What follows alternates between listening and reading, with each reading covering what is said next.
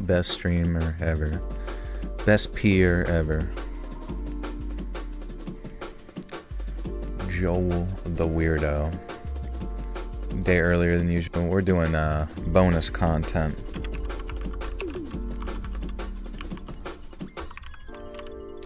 Bonus content stream. Finally, right? This lazy son of a bee finally gets off his A and sucks the D. How are you guys doing? Oh, man.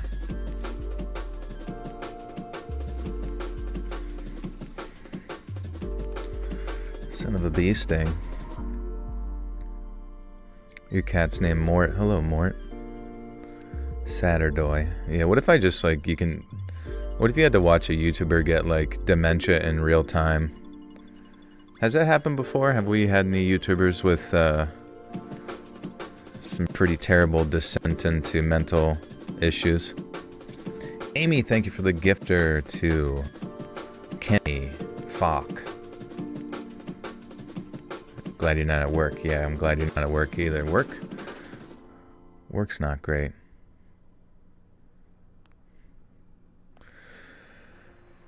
All right. Have they mostly been on Twitch? What's been on Twitch? I've been twitching. All the bonus content streams on Twitch? No, I usually do them here. Oh crap, dude, I also forgot to put a little timer. Foolish me. I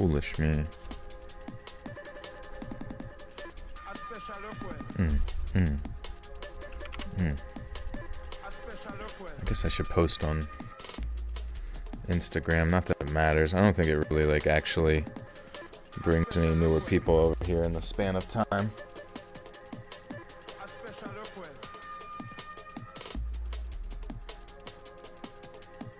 Live right meow.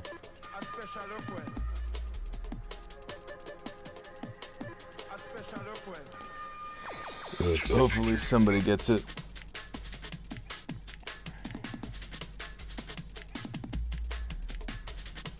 Okay, sweet. There you go.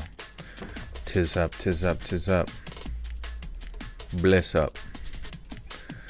Anyways, what'd you guys do this weekend? Anything sweet? Ripping on some Fireball, having myself a doobie snack. Nice, dude. I'm getting twisted and twasted. Tism is up. We missed you, Joey. Looking for work, Mike. Just suck it up because a male stripper. Any tips, Joel? I feel like you're know my way around the pole.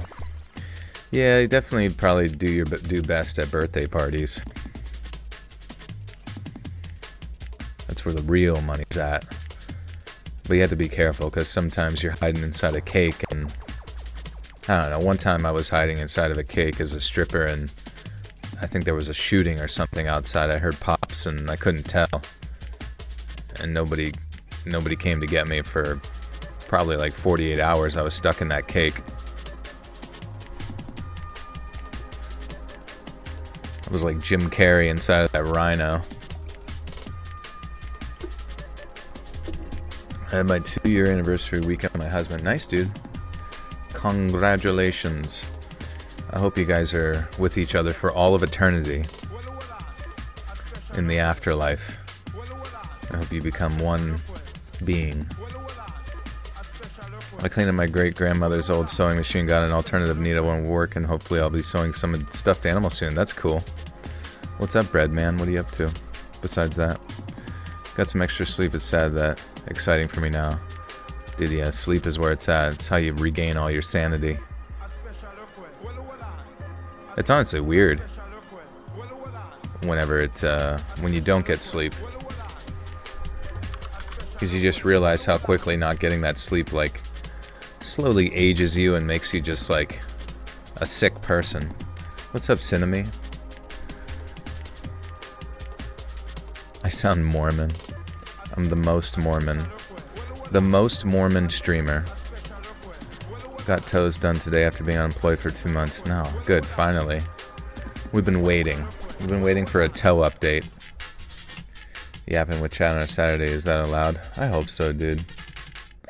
I hope someone comes in here and doesn't beat me up for not reading.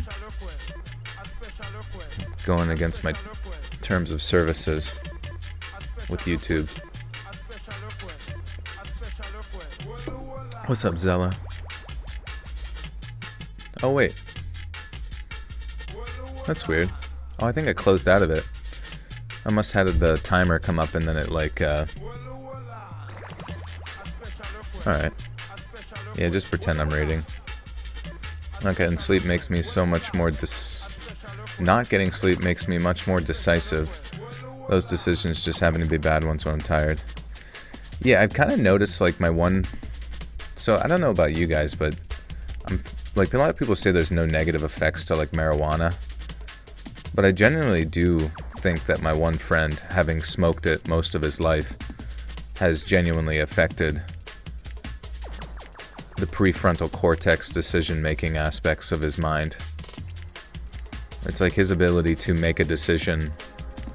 It's almost like OCD levels of like can't do it.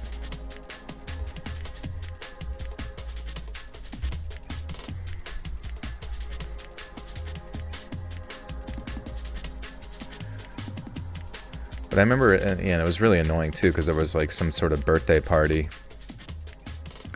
This was supposed to be at like, I don't know, just like how openly ended and they knew that there was like a appointment at 1, but then they said be there at 12:30. And then whenever me and other people got there at 12:30, they like still had the appointment at 1, and then didn't end up getting there till like 1:40.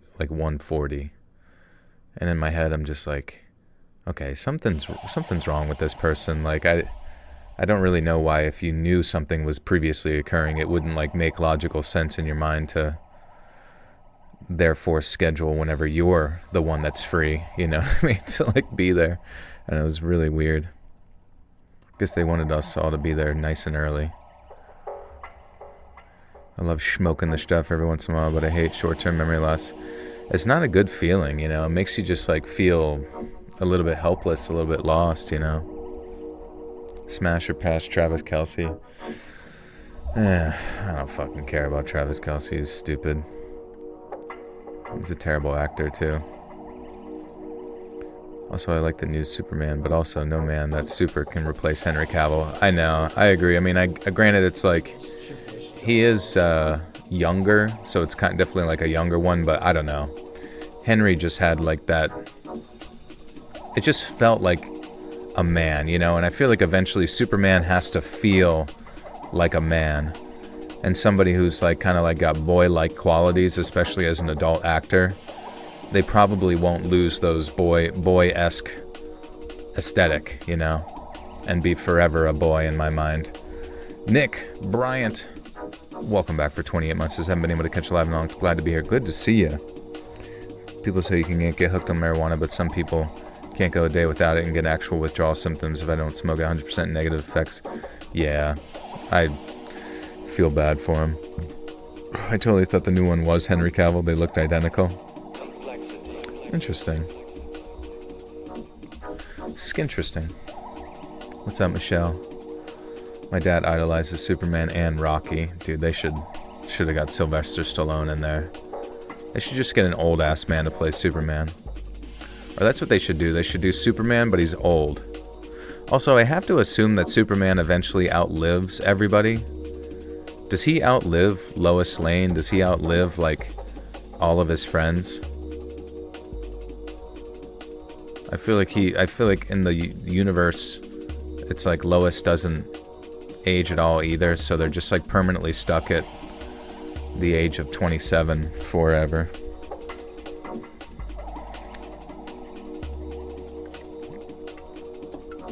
You gotta go to work. I'm sorry, brother.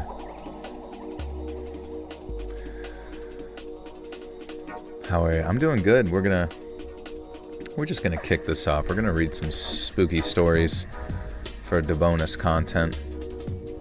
the scariest stories ever told.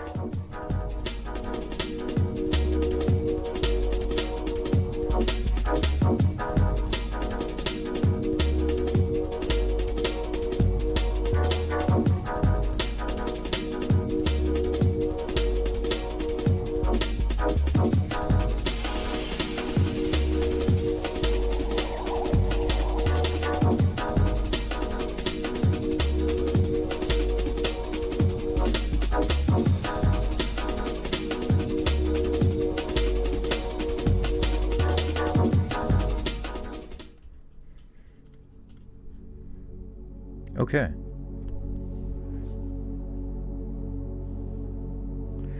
So these are written by Ollie.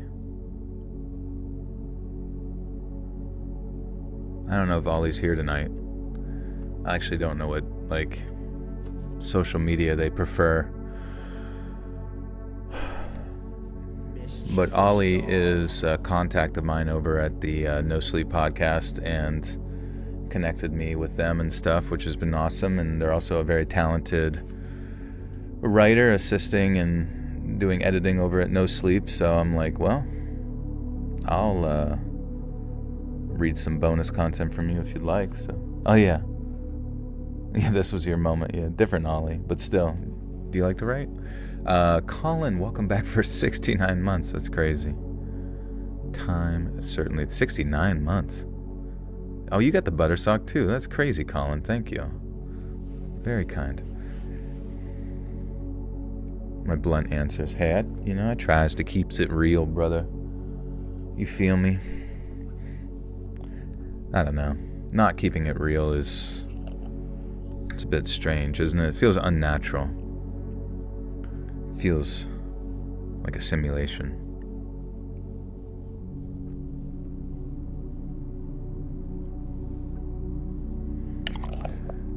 I'm going to be on tomorrow too. I shall, yeah, I'll be on tomorrow as well. I haven't seen Superman and I haven't seen Fantastic Four. I probably won't see either. But I have been seeing a lot of Pedro Pascal hate video, like memes and stuff, which are pretty fucking funny because, like, I don't know. Just seeing him like groping up on all of his like coworkers and various other, he's just a weird person. You know what I mean? Like, it started out with that one meme where it was the guy from Dexter being like, I don't know what it is about Pedro Pascal, but I know it's something. And it's like him, like, you know, it's that one dude showing up who's like, surprise, motherfucker. Why are they saying he's gay? I don't think he's done anything gay. It's like more like he just goes up to all of his female co-workers. But then his female co-workers are also really into him too, doing a lot of like touchy-feely stuff, which I guess at the end of the day, if they're both into it, I don't care. But it's weird because it's like, I don't know, they'll be married. Are their partners comfortable with it? Maybe. I don't know. Doing it so publicly is a bit strange. Who knows? Maybe all the talk is just to get people to go see Fantastic Four, you know. But then I saw some video where he like saw Willem Dafoe's wife. They were next to each other. Then he like kind of put his hands under Willem Dafoe's like wife's like chin to caress her face, and Willem Dafoe did not seem very pleased with that. So that was kind of strange and kind of funny. Typical Virgo with the 2 months says, what did I do to deserve you going live tonight? You earned it. This is for you. Show some love. What's up, Kim? How many Supermans do we have now? I think there's over 20. The one where Defoe just stares him down because yeah, I know. I don't even know. It's just funny that it's like as soon as it starts that like cascade, everyone starts digging up everything. All right. But yeah, Willem Dafoe is definitely one of my favorite actors. And honestly, in a weird way, you see Pedro Pascal and everything, right? But Willem Dafoe has quite literally been in like every movie ever. But you don't ever get tired of Willem Dafoe. Like, he's one of those actors who just, I don't know. There's a certain respect for the game, I suppose. That's not to say Pedro's not a good actor, because he does his job for sure. Have I seen the lighthouse? Dude, I always get like 30 minutes into the lighthouse and then I just fall asleep or something. I'm not sure why. I need to finish it out though.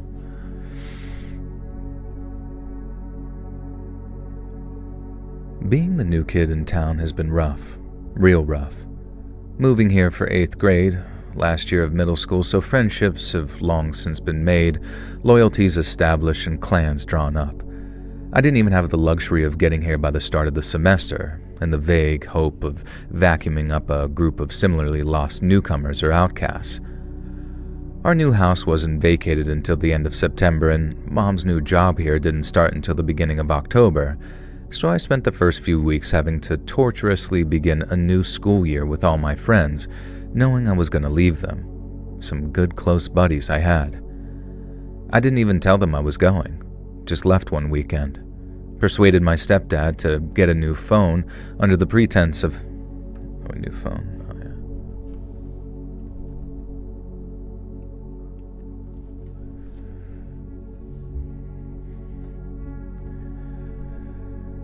Persuaded my stepdad to get me a new phone under the pretense of having lost mine, coupled with a little guilt tripping about the move. There's this Whoops. Look, Chris, there's this hella good deal on the new iPhone. Different network though, buddy. You'll lose your old number. Worth it. Good savings. Plus, I can easily give people the new one. The market trader in him had been proud of my shrewdness. Neither him nor Mom thought to question why my new number never chirped or vibrated with new alerts, when my previous one had gone off so many times that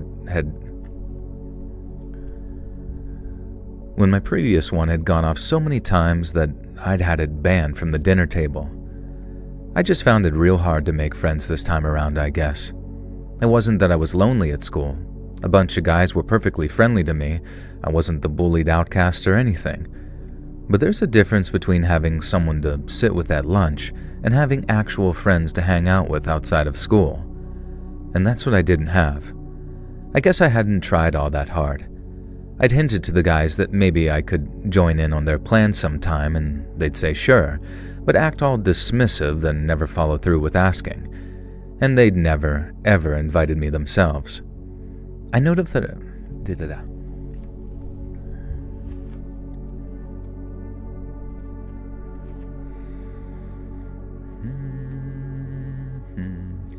How do you think that all works, though, with, like, Pedro Pascal? Like, how, like, what begins that sort of era in, like, Hollywood when, like, an actor is so incredibly popular, you just, like, you end up seeing them in absolutely everything. And then they become oversaturated and people get annoyed with it. Like, is it just one particular talent agency is just, like, that skillful at marketing him? Or is he himself just, like, that marketable, you know? It's a casting couch. He gives the absolute best glizzies.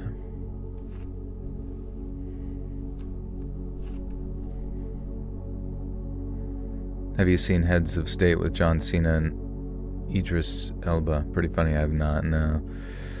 I don't see anything anymore, man. That's not true. I see some stuff, but I rarely am looking. And I just don't have a lot of faith in movies anymore, it seems like. This reminds me, this year, my last year of high school, all my friends already graduated, so this year I don't have any friends left. Oh, I'm sorry, dude. That is a pain. What's up, fuzzies? The milk and the fame to the last drop. I mean, I guess you kind of got to. And if you have, like, some decent investment team, or, I don't know, get into real estate or start some type of business, you can just kind of coast through life on those ideas. Or who knows, maybe you don't have really a lot of expectations. But that's kind of why I love Willem Dafoe, because he's always just sort of like a side role here, a side role there, a lead role here, you know what I mean? And then he does theater, and then it's just like a guy who genuinely loves to be involved in the art form that is acting.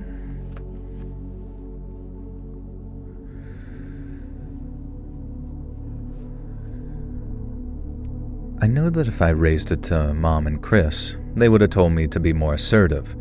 That if the guys liked me at school, they obviously liked me.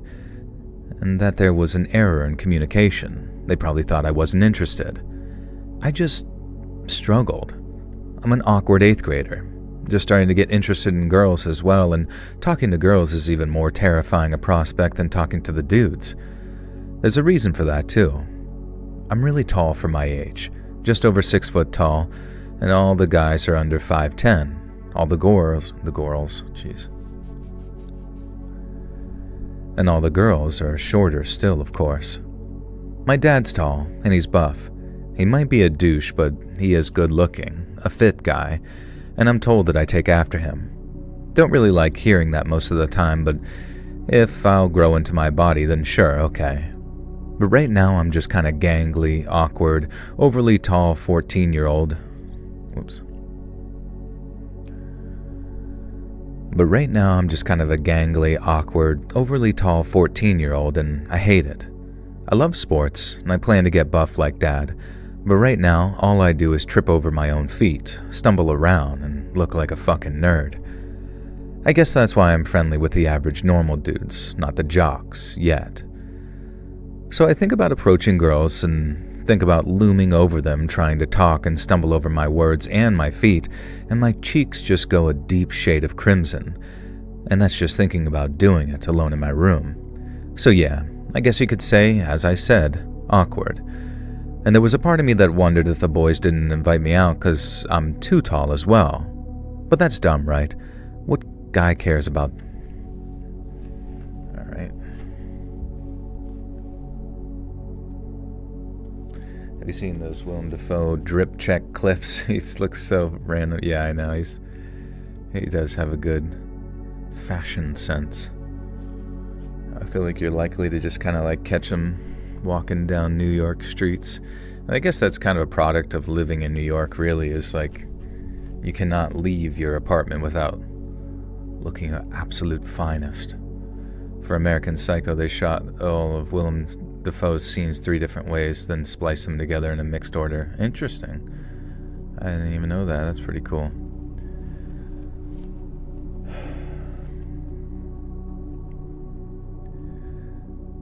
That was...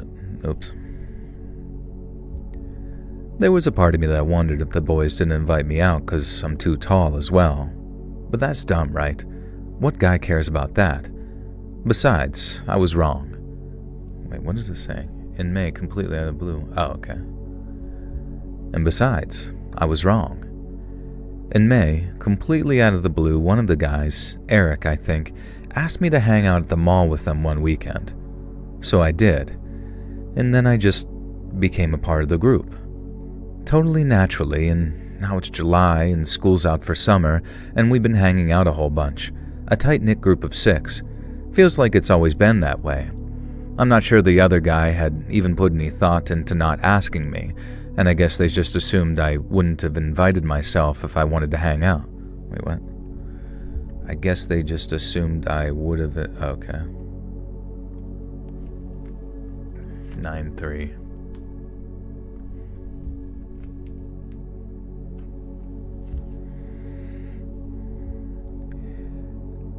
I guess they just assumed I would have invited myself if I wanted to hang out.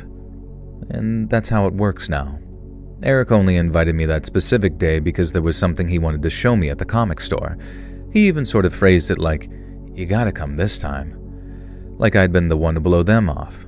I feel kind of silly, but who cares? Things are great now. And today, it's our first all-nighter. Kyle's parents are dead chill. They're out of town for the weekend and they're letting us all crash at their place tonight, Friday, for a night of video games, movies, pizza, and the usual crap we get up to. They bought us. Oh.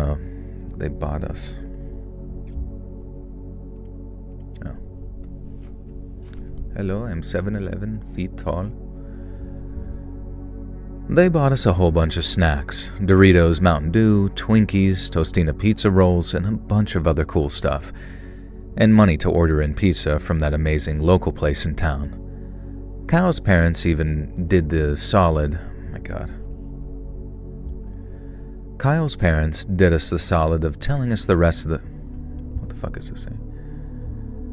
Kyle's parents did us the solid of telling the rest of our parents that, yeah, They'd be there to chaperone us. Absolute legends. It's just past 6, 7, Jesus fuck. It's just turned 7 and I'm heading up the path towards Kyle's now.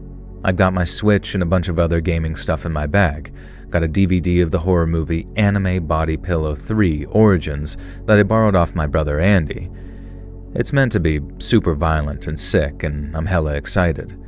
But I'm not gonna lie, I do have a couple anxieties fluttering in the pit of my stomach. Firstly, and mainly, the girls are maybe dropping by. Let me explain what I mean by the girls. There's a group of girls who are like the girl equivalent of our group. There's 5 of them to our 6, but that's fine. Matt isn't into girls or romance of any of that shit anyway. What the fuck?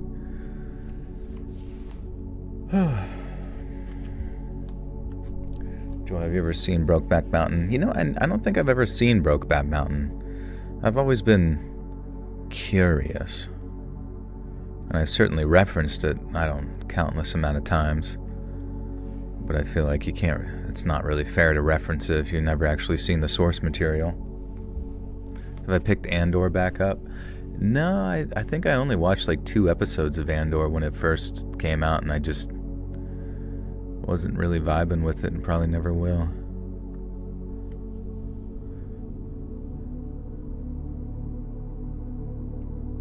What's up, Chris? This is true, I'm sorry, don't tell anybody.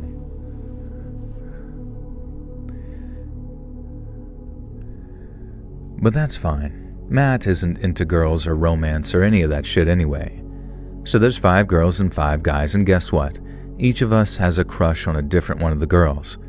We don't know if the feelings are reciprocated or if there's going to be any awkward love triangles, but in our heads and our chats, we're all paired up with one of them. Amanda, Becca, Tiff, Danny, Maggie. Danny's my crush. She has dark hair and she's short and cute and has a European accent, and I don't know exactly where she comes from. It's not the United States, but I've never quite had the courage to ask, and none of the guys know. And maybe tonight I can get talking to her, actually. And we'll be sitting down. No, I won't be so hung up on towering over her. Okay. Maybe tonight I can get talking to her, actually. And we'll be sitting down. I won't be so hung up on towering over her then. So I'm nervous about that in an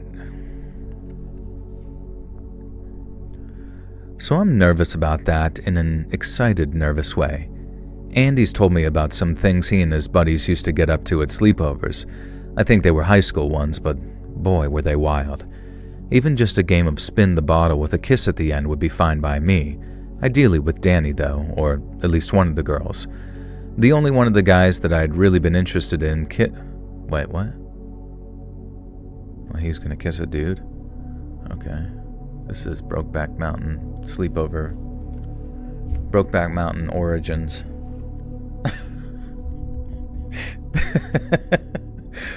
They make like a prequel.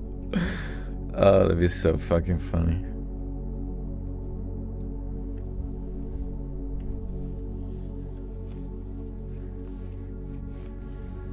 Brokeback Mountain Origins.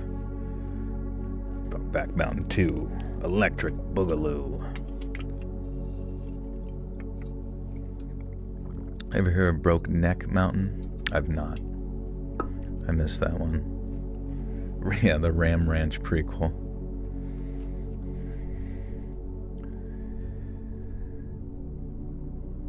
The only one of the guys I'd be interested in kissing is Matt, and he's not all into that. And the whole thing is definitely something I'm not ready to bring up with the others yet, or even think about myself. So then there's the other thing, and that's the other boy coming. I'd never even heard of him before that day, and he's a super close friend of the other 5 guys. We're planning the sleepover in the library last week when he came up. Guys, Amar's back in town this week, remember? Eric said, and we were arranging the running order of the Mario Kart tournament. Oh shit, yes, yeah he is, Matt said. You think he'll be back in time for your party, Kyle? Mm-hmm, Kyle replied. I texted him, said he's coming. Amar? I asked. Who's that? Zach gave a dismissive wave. He's like The main man," he said. "One of our group." Well, where's he been?" I demanded. I was feeling a little affronted that I'd never been introduced to him. "Oh, out of state," Zach replied. "Amar Wyman. He's dope. Usually hangs out with us, and so he's psyched to be back." Oops. "So psyched he's back." "Yeah, but who is he?" I persisted. "Why haven't I met him?" "He doesn't go here," Matt said, gesturing around at the library, meaning our school. "He's the tallest of all our friends," Kyle added. And with that, the conversation went back to Mario Kart. I guess it's dumb, but I'm a little nervous about meeting a guy who's even taller than me. Even more dumbly, I feel a bit threatened. I have my problems with being tall, but I've always gotten used to being the tall one. To know they have this guy they consider the tallest of all their friends, I kinda thought that was me. And I don't want to screw things up with the guys by being unfriendly to the final member of the group. Mostly, I'm just nervous about hanging out with Danny, though. At Kyle's door, I can already hear the sounds of Mortal Kombat or something drifting out of the living room. Laughter, chatting, sounds like most of the guys are here. Everyone but Jason and Amar had been here when I got in. Now Jason was here and Kyle and Zach had made a run to the 7-Eleven for even... Man, hopefully we'll get to the spooky stuff. The spookarookie dookie. Pink Pony Club stuck in my... What's that? I don't think I've heard that before. Finally gonna get to hear Joel's not safe for work sound effects. They're all logged in the soundboard. I just gotta figure out the wiring. What's up, Scotsman? Catching both live reads this week. Good to see you. David De La Rosa with the 5 says, "Hi, Mr. Joel, how you doing? The new I Know What You Did Last Summer movie is so horrible. Don't see it. Have an awesome night." Thank you. I didn't even know it came out. How many fucking movies have been out lately, it seems? Will there be a stream tomorrow? There will. No worries there.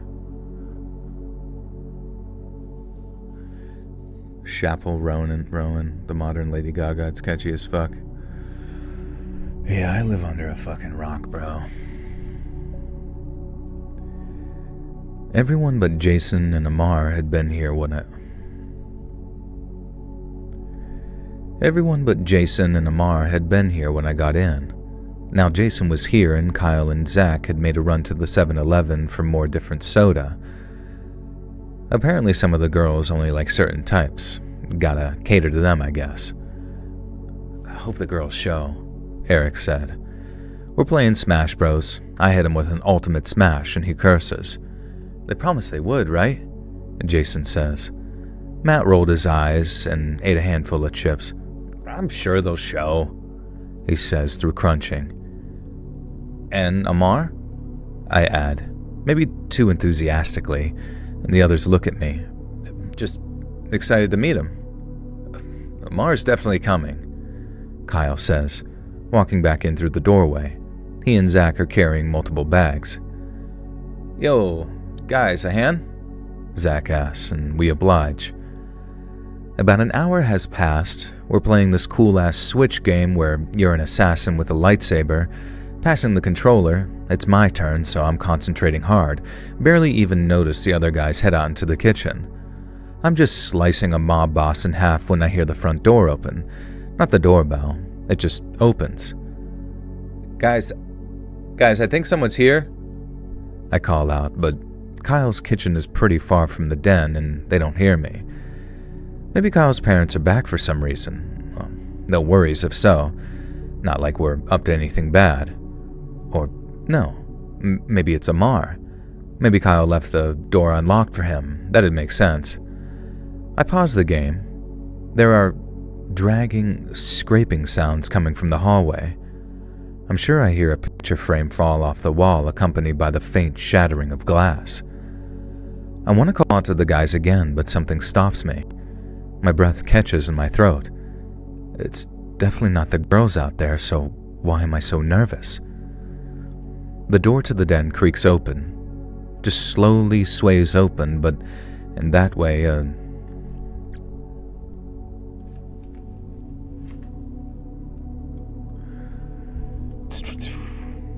First time on live, love your content. Thanks, Smeds.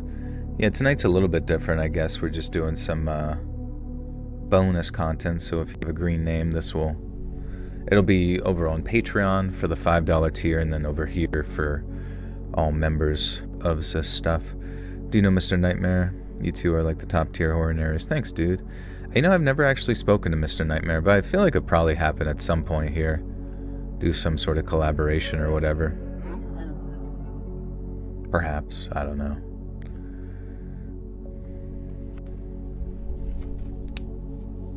David, thank you for the one, bro.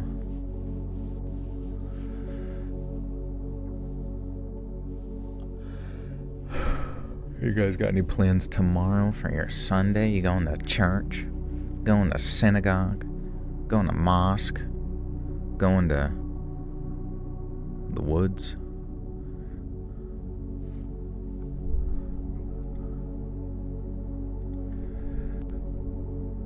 The door to the den creaks open. Just slowly sways open, but in that way a door just slowly sways open. But in that way a door moves when someone's moving it. Does that make sense? Like it's rigid and controlled, but there's nobody holding the door. In fact, I can't see anybody or anything. Beyond the doorway is a darkness so pure and impenetrable that it can't possibly be natural. It's just past 9 in the evening. It shouldn't even be full dark out yet, and I know the hallway lights were on when Kyle came back in earlier. Now the darkness is shifting, unfolding, almost as if it isn't darkness but a single pitch-black object filling the doorway. It's twisting and shimmering, and at first I think that shards of light are shining through. But no, that's not that. It's skin. Pallid, stretching skin with no clear form or shape until there is. An arm, long and thick, reaching in to grab the door. Fingers so big. God damn. The hand grips the door and the wood splinters slightly. Then a head ducks under the door frame. It's a person's head, only it's the size of a small child by itself. Square jaw, huge and bent nose, eyes that are far too small for the face, lanky blonde hair hanging down over crooked cheekbones. I stifle a gasp and the head snaps in my direction. He smiles. His teeth are decayed, filthy. His mouth is surprisingly petite and feminine, though almost comically so. Then the head comes fully into the room, followed by giant, wide shoulders, a huge barrel chest, a second tree-trunk-thick arm, legs that are wide and long enough that the things in the room... Oh, the fuck. Virgo! Thank you for the one gifter to Aiden Pierce. Guys, let me know how many gifters there are. I'll match at the end. I promise. I promise. Wait, the stream has a weird skip? Is there an issue?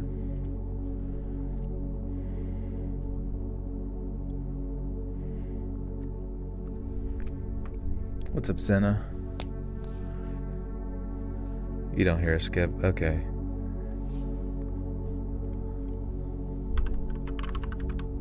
I don't know. Maybe he'll see that in the chat. Oh wait, you thought the skip was just you? What is it? Is it like a... Is there a way for me to hear myself somewhere? I can go to my own stream, I guess, and listen. Testing, testing, testing.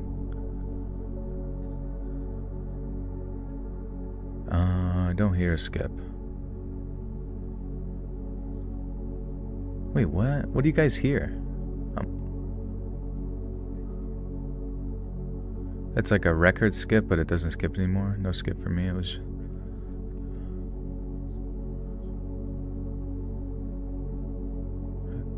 Okay, yeah, I don't really know. Sorry, I get like OCD about like little things like that. Yo, Ted K, what's up, dude? Good to see you, bro.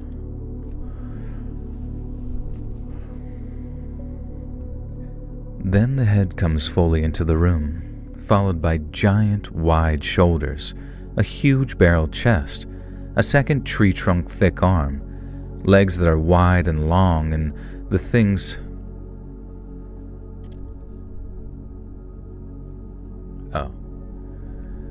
Legs that are wide and long, and the things in the room now.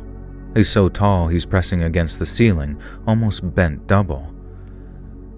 His footsteps as he moves forward are surprisingly quiet, and I realize this is because his feet are bare, his toes angled all wrong like they've been broken over and over. He brushes against the coffee table and barely notices. His head, shoulders... I get so confused the way this, like, the commas are used in this stuff.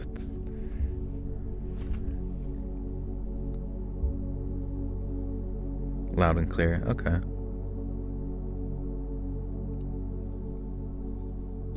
Did this girl's crush turn into a skinwalker? I don't know, I think this is their, like, tall friend Amar or something like that. He brushes against the coffee table and barely notices. His head, shoulders knock the large fitting and the bulbs flicker for a moment. He lets out a grunt, a groan of satisfaction. The guys suddenly enter from the other door, and I prepare to scream in terror when they do. When they do. What's up, Jacqueline? Perlinera, welcome back for 22 months. A thunderstorm on Letry Live, perfect. Yeah, we've been getting some pretty comfy, cozy thunderstorms lately, which has been nice. I guess it's almost that time of the year. I gene into 12 BM with the 250, thanks. Sorry, I was trying to, like, how do you read that name? I don't know. Ignacio.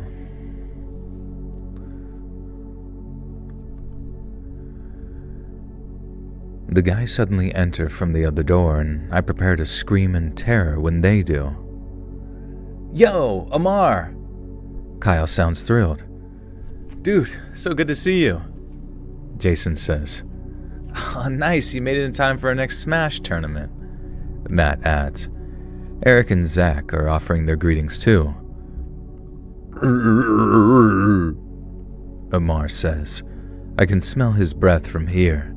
It smells like shit and straw and dusty basements. Bro, take a seat, Kyle says. And Amar lumbers over and slams himself down on the couch beside me. It's all I can do to dive out of the way in time, pressing myself against the arm of the chair. I can feel the framework of the couch creaking, threatening to break. I think I hear a snap. Anyone up for a do? Jason asks. Amar watches us play Smash for a while. Every now and then he lets out a childlike giggle. His huge, huge body is pressing against mine. I can barely breathe. Sometimes I glance to my right to look at him, and he's always looking back at me. A mixture of curiosity and amusement. I don't know what to do. Should I talk to him? I keep looking around at the other guys, but they're behaving as if there's nothing wrong. And if there isn't a goddamn giant... Oh. This is kind of... I'm glad this kind of picked up here. That's good. I believe it's a large man. A large boy. Large teen boy friend. He's digging in his own butt. And he's gonna smear it on the main character.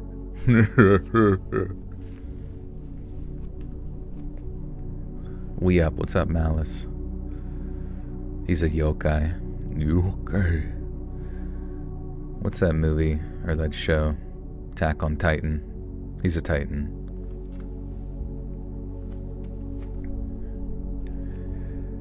I keep looking around at the other guys, but they're behaving as if there's nothing wrong. As if there isn't a goddamn giant sitting on Kyle's goddamn couch. When it's Amar's turn on Smash, he takes the controller and handles it with a deftness I wouldn't have expected from a huge... When it's Amar's turn on Smash, he takes the controller and handles it with the deftness I wouldn't have expected from his huge sausage fingers. He teams up with Eric and they decimate Kyle and Jason.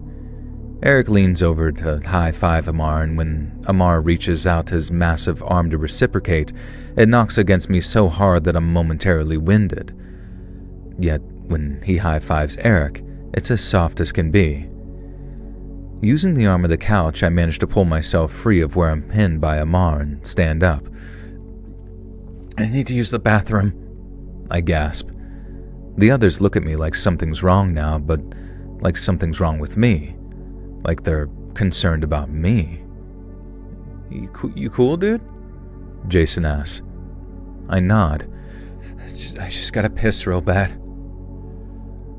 Amar's legs are stretched out, so they're right under the coffee table. I can't walk all the way around the other way without climbing over Jason, Eric, and Kyle, so I lift my leg as high as I can and step over Amar's. "Sorry, man," I mutter. Amar just grunts amicably.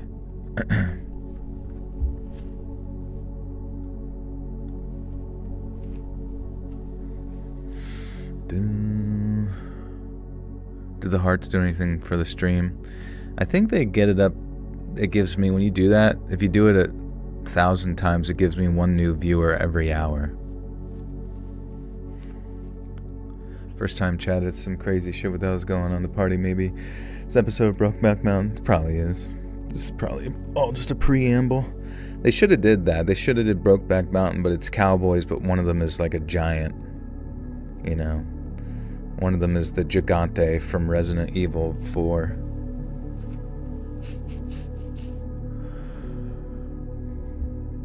Amar just grunts amicably. I manage to step past him without kicking the giant and hastily rush to the bathroom. I decide to use the upstairs bathroom. I need some time to think, but I don't want to spend too long. I don't want Kyle to think that I'm taking a shit in his house. That'd be weird. I give myself 5 minutes, wash my hands, and head back downstairs. Matt is there, in the darkness, in the hallway. "Hey, Matt," I say. Matt sighs. "Hey, Ryan. The girls texted me while you were gone. They're dropping by any time now. I thought I'd come and stock up on snacks before the simping begins, and check up on you. You seemed quiet tonight. All okay, bud?" Matt looks at me with genuine concern, but not like the kind of genuine concern you'd expect when there's a monstrous giant dude in the other room. Yeah. Amar's just... Isn't he a legend?" Matt says. "Most definitely the tallest of all our friends." He's okay," I say. Matt looks genuinely disappointed. "He's kind of the guy who holds our group together," he explains. "Like, I don't know about the leader, I think that's Kyle, but definitely life of the party. He was dead excited to meet you. He's kind of a more the merrier guy, you know? I hope you didn't feel like him coming back might affect you, like last in, first out kind of thing, because Amar's not like that for sure." I have no idea what to say. Amar doesn't seem to be like anything except for a grunting, lumbering beast, and I just settle for, "Sure." Matt doesn't look convinced. "Seriously, dude, please just give him a chance. He had a tough upbringing. Mom was kind of a junkie. It was rough. We all grew up together, so we all saw it." I do a double take at this. There is no way that Amar, who has to be well over 10 feet tall, is an 8th grader. He very much looks like a giant adult. Wart. Ooh, gaga. Quick pause, hit the like button. Ever thought about putting all your recordings together and making a large combination as a live stream? I don't know, another horror story reader does something similar. Wait, what do you mean, like taking all the streams and making a compilation of those, or do you mean like making videos with the stuff I'm recording, or... What's up, Dawn? It's like a needle in the recording type of thing. Wait, you can hear that? Or you hear... So wait. Do you think it's a hardware issue?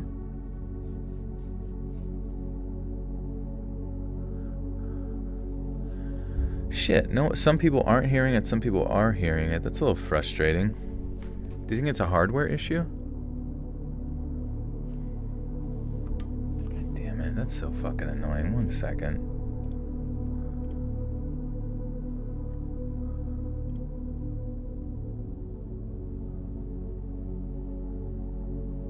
Yeah, if it's barely noticeable there, where are you? I'm listening to the stream right now on a wind.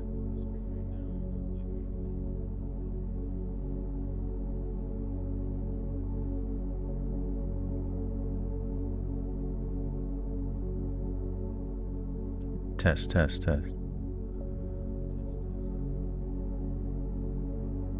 I don't hear it. I literally don't hear it. I don't even know what... I'm sitting there listening to myself. So you just said what I said there. Initiating him or trying to with Lamar. Bullshit, he's bullshitting. What are you talking about?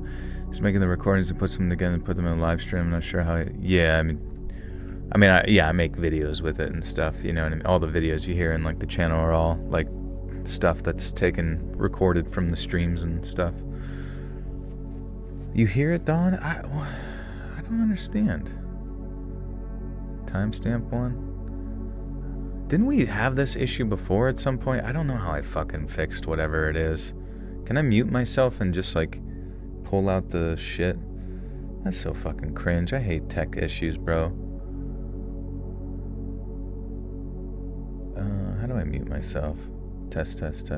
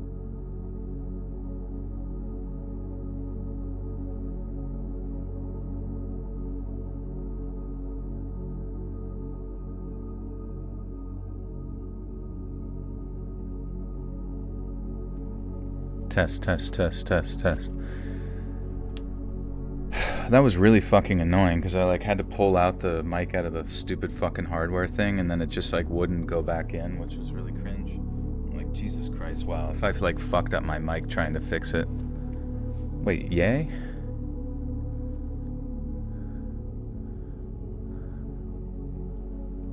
You've been messaging, no one cares to respond? What do you mean, dude? It's okay, everything's gonna be okay.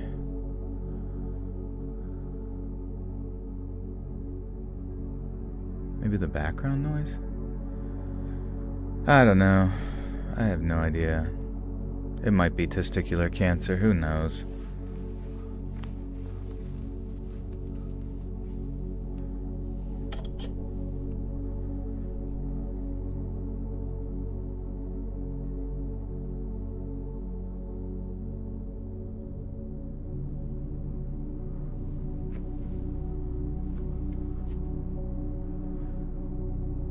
Might be the microplastics. Okay, whatever. Anyways, hopefully that's better.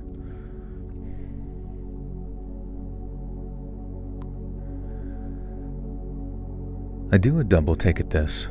There is no way that Amar, who has to be well over 10 feet tall, is an 8th grader. He very much looks like a giant adult. I have to say something. I have to ask. What's wrong with him, though? I ask. What Like, what the hell is up with him? Matt looks genuinely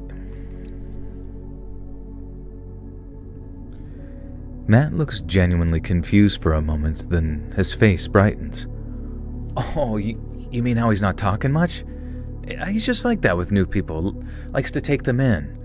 He's been telling all sorts of stories by the end of the night. He'll be telling all sorts of stories by the end of the night. I haven't even heard evidence that Amar can actually even talk yet, let alone tell stories. Okay, I say, but he's so big, Matt. He's so tall. Matt laughs softly. I mean, yeah, he's definitely the tallest of all our friends. But I begin. Matt holds a hand to cut me off. You should get back. I should get snacks. Seriously, give Amar a chance. So, I decide that I will. Back in the den, it looks like Amar has saved my seat. I have no choice but to sit back down next to him. He shifts to let me sit, and then slumps back against me, pressing me into the arm of the couch. It's my go-to on Smash. I take the controller and I'm about to select my character when there's a knock at the door. Kyle goes to answer and I hear voices in the hall. He comes back in with the girls in tow: Amanda, Becca, Tiff, Danny, Maggie. My eyes snap to Danny, Amar almost entirely forgotten. She's looking beautiful. Oh, wait.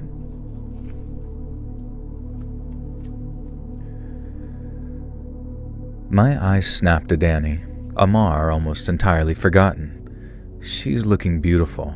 Her hair shines in the overhead light, and I swear she flashes me a smile. Amar is shifting in a seat beside me. I can't ignore that. I'm getting crushed against the arm. It's as if the tall, huge boy is looking for someone that he can't find. The girls greet us all and sit down. They're sitting down for some Smash, and we play, all of us taking turns. And despite Amar's restless shifting and looming presence, it's fun. We have fun. Even Amar takes part normally.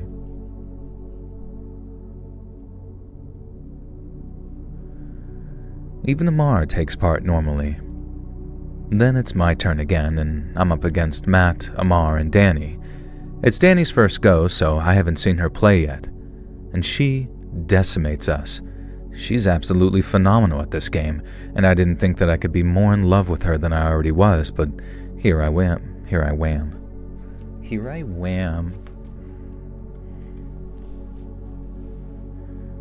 When I was muted, it was happening. Oh, okay.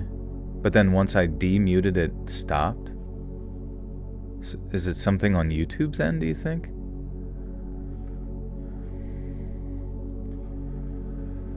What I was saying, Joe, I think it's part of initiation. The other guy's talking to the Mark, telling Mark Lamar is cool. I think he's bullshitting Mark. Yeah, like they're gonna feed him to him or something, I don't even know. Or maybe he'll eat one of the girls and they'll just be like, oh, that's just Amar, he just eats girls.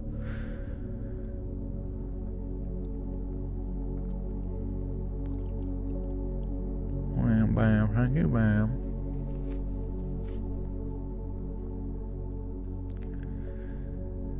I didn't think that I could be more in love with her than I already was, but I am. She takes Matt out first, with ease. Then Amar is dispatched with an ultimate smash, perfectly timed, and then it's just me and her. I'm pretty good at the game, I admit, so I hold my own as long as I can, but eventually I fall for her chic and I'm done. Holy shit, I say, not even trying to be nonchalant. Danny, you're incredible at this game. I mean, you're by far the most lethal person here. Danny laughs, playing it off. I play with my brothers a lot. I guess I'm okay. No, I insist. You're a pro. You're by far the most dangerous person out of all of us. Danny looks at me curiously and then laughs. No, that'll be Pam. Pam? Who? I ask. Oh, she's not here yet, but she's dropping by. She doesn't go to our school. Suddenly from outside, I hear a growling, snarling sound, the scraping of claws along asphalt. The house trembles. Beside me, Amar seems excited. I glance at him in terror. There's a huge, beaming smile on his face. Everyone else has a knowing look. Amar is positively vibrating with excitement as I hear the wood of the front door splintering, then tearing off its hinges. I try to stand, but Amar's body pins me in place. Nobody else seems concerned. Nobody else seems bothered. The snarling gets louder. It sounds like an animal, something feral and rabid and entirely unlike something that should be entering this quiet suburban house. I open my mouth to speak, but Danny interrupts me. "That'll be her now," she says. "I'm glad she could make it." The door to the den collapses in on itself as razor-sharp claws cut through the wood like butter. The shards fall and reveal the horror standing in the doorway. Amar is shaking with joy. I am shaking with fear as I behold the thing that stands there. "Meet Pam," Danny says. "I'm nothing compared to her. She's the most dangerous of all our friends."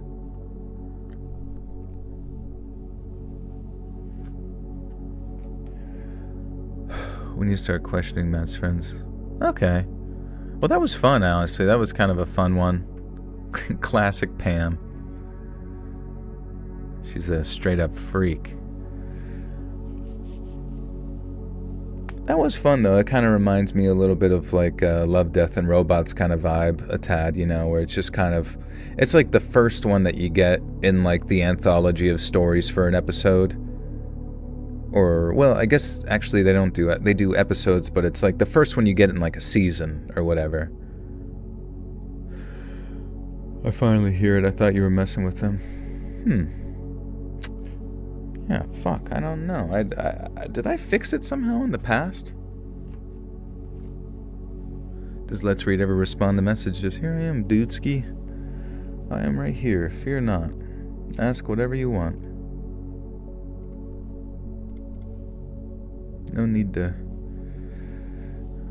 Oh, no, not really. Every girl should have a big girl to protect them, exactly. Mute myself really fast? Okay, I'm gonna mute myself. You guys tell me if you can hear it.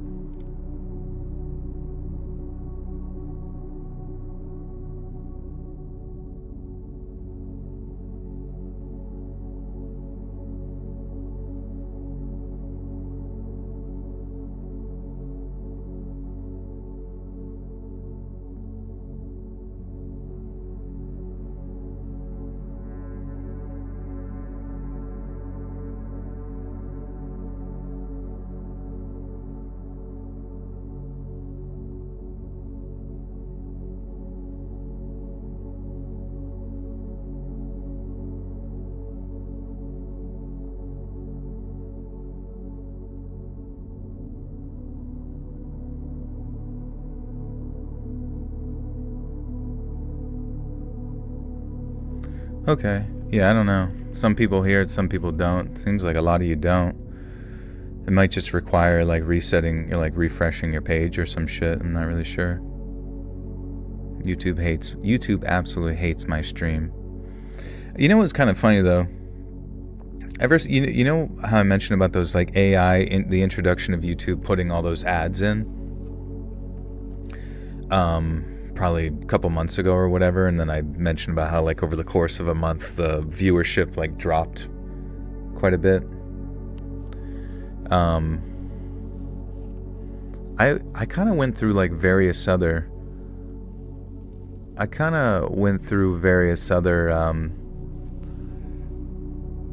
YouTubers, like Social Blades, and I noticed their views, like, dropped off quite a bit as well, and I wonder if it's just, like, either in the horror community kind of vibe or what, but they're definitely, it's like a click.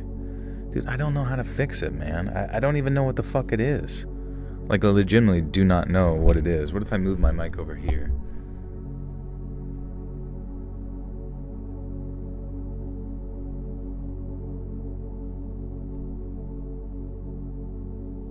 deflect much. What are you talking about? Sorry.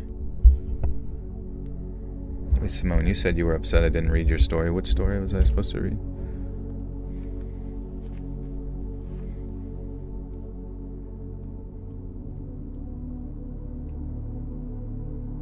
It's a full moon. It might be a full moon.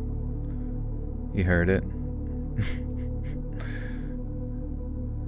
Whatever. I don't know. It's weird that there's like, it's inconsistent. It sounded like wood. Hard wood. There's a ghost in here.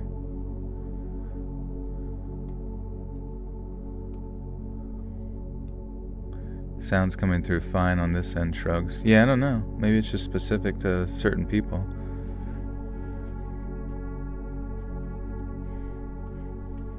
Yeah, it must be a... It's not a full moon, it's a waxing. Horror and true crime is becoming boring. It's not scary anymore. Like, the community needs something out of the ordinary, something to make us feel violated, maybe. Yeah, I probably need to, like, do scratch and sniff or something. Or I don't know, maybe YouTube itself is just, like, not interested in, like, pushing it out as much or something.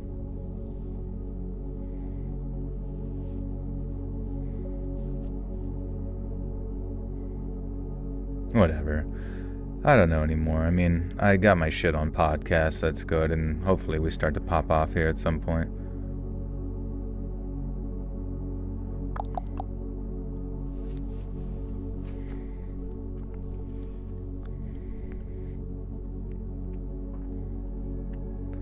Don't tell a Cancerian autistic Aussie not be affected by moon.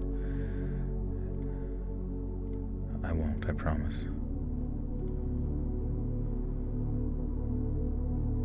Okay, well, that was an interesting story. It's kind of I think that was actually a good one to kind of like ease into horror. My hope is that this one's pretty scary, and I'm curious how long it will take to record as well. I have from Ollie here as a writer, I have 1, 2, 3, 4, 5, 6, 7 stories like in total. Wait, no, 1, 2, 3, 4, 5, 6, 7, 8 stories. But they're all like, you know, they could make up multiple sets in regards to word length and stuff. So this next one is probably a little bit longer than the last one. But I'm thinking maybe we read another one after that one just to kind of like keep it rolling.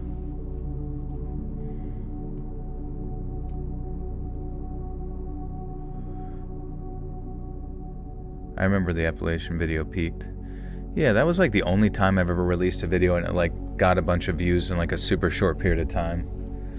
Otherwise, like all viewership has been pretty consistently the same for a while, and I don't know. It's whatever. That's the toughest thing is like if I had to start a YouTube from scratch again, like just absolute 0 subscribers, new, like no promo from anybody else, I have no fucking clue how I would do it. Like the fact that I stumbled into whatever the fuck I have on here with YouTube right now is like such a rarity. I need to consult with Mr. Beast. I need to climb the mountain. Yeah, they do love Appalachia. Appalachione. I was there the first time it happened. The first time we know about anyway. Corpses go undiscovered all the time. Harold Simmons might not have been the progenitor, but records say he is, so he is. I was there. We were hanging out at the mall, barely a mall really in our small town, me and some high school buddies, junior year bravado and hormones running high. On the looking for some of the girls from our class who we wanted to persuade to come to the movies that night. Oh. Sorry, I gotta get used to this writing where it's kind of jumpy.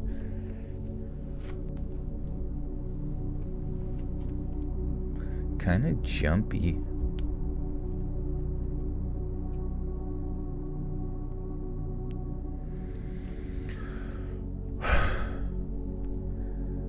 We were hanging out at the mall, barely a mall really, in our small town. Me and some high school buddies, junior year, bravado and hormones running high, on the looking for some of the girls from our class who we wanted to persuade to come to the movies that night. It felt so important at the time, and I remember it with such clarity, but these things, teenage heartache, homework, all of the bullshit, really. Just bullshit, unimportant. Those years, best of our lives, maybe for others, but who cares? I was there. I saw it, all of it, because I was a teenage boy and I was curious and with my friends, and I can't follow this for some reason. It's like really hard to follow. I was there, like phonetic, you know what I mean? Like phonetically trying to like make it sound how it's being written is really awkward. I was there, period. I saw it, period. All of it. Because I was a teenage boy and I was curious and with my friends, and we were all dumb bastards who lacked empathy. Things have changed so much for it. Okay, I don't know. I guess that's like a...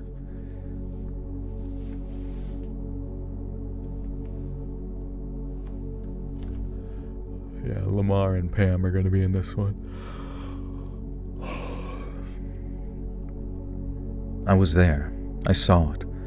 All of it, because I was a teenage boy and I was curious and with my friends, and we were all dumb bastards who lacked empathy. Things have changed so much for me now. Feels like a lifetime ago. It was just under a year. Harold Simmons was just standing there near the food court. We noticed him because a few others had already gathered. An impromptu circle gathered around him, but not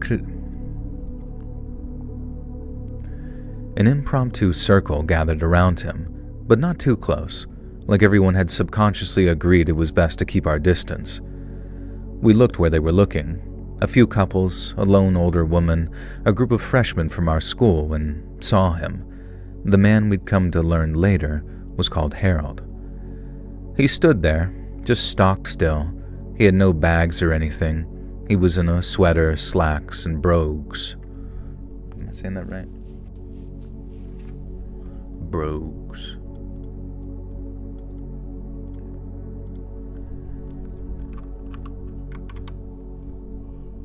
Extreme Peace 1 to 10. I watched episode 1 through 6. It was funny.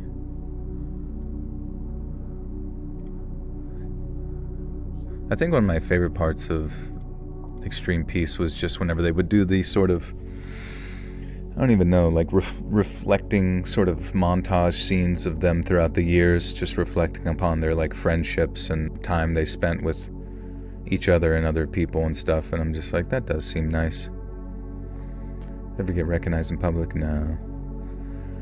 I and my mother write short stories and it can be a bit difficult to write in a matter that's easy to read aloud. Don't know why.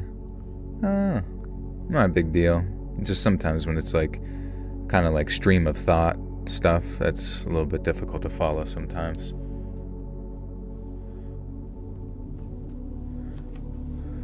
How many likes to get a Gooch reveal? 1 like.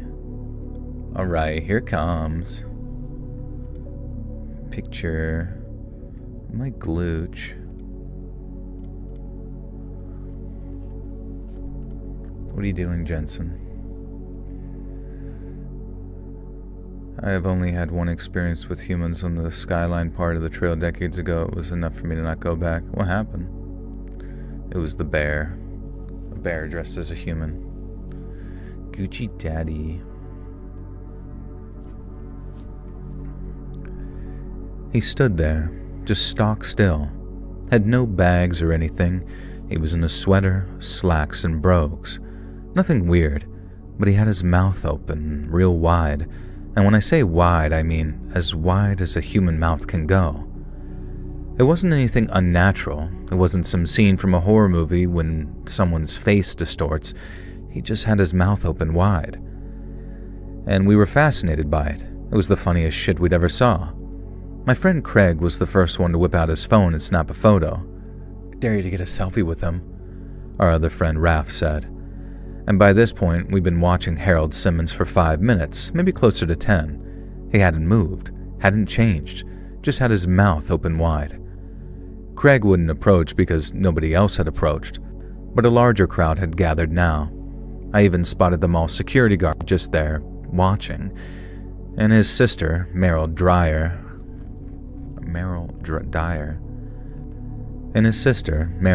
was in our class. She was one of the girls we were hoping to pick up that. God damn it. I was about to go to the gym, caught you streaming. Thanks, dude. Be sure to send some booty pics.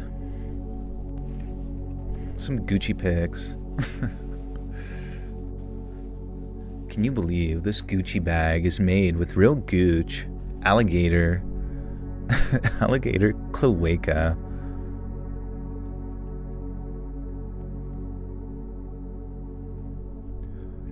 His sister, Meryl Dyer, was in our class, and she was one of the girls we were hoping to pick up that night. Then those very girls showed up. They joined the circle across from us. Normally we would have rushed over, anything else forgotten at the sight of short skirts and cleavage. But like a collective hive mind, we all just nodded and raised our hands in greeting, and then all of us continued to stare at Harold Simmons. I don't know why we were obsessed with watching this guy. I don't know why seemingly nobody entertained the idea that he might be mentally ill, might need some help, or was on drugs.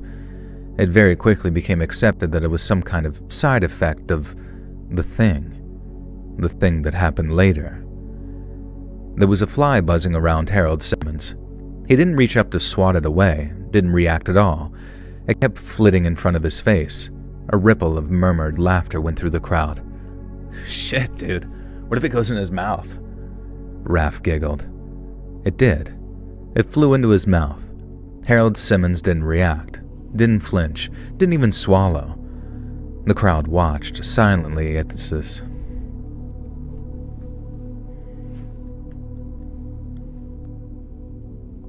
Authentic sneak Gooch shoes. What's up, tea time? You joined at the craziest time. I'm promoting my new merch. My new moich. Hey guys, I need you to buy this moich. Lynn. What's up, Lynn? Thank you for the gifter to Christine B. As opposed to Christine A through Z. The crowd watched, silently, as this huge blue bottle alighted on Harold Simmons' tongue, walked around there for a moment, and then flew out of his mouth, away. Oh, wait. What is it? What's alighting in his mouth? A blue bottle? It did. It flew into his mouth. Harold Simmons didn't react, didn't flinch, didn't even swallow. The crowd watched silently as this huge blue bottle alighted on...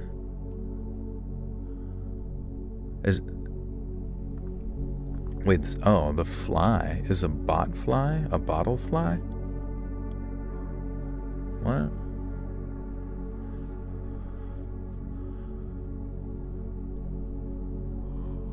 Oh yeah, tea time. This is bonus content. I should have put or I guess I have it pinned in the thing, but it should be more sci-fi than horror. Don't worry. We're only one page in. There's more scary to come. Executive Gay, thank you for the gifter to Effin Don Mecca. Appreciate you, Gay.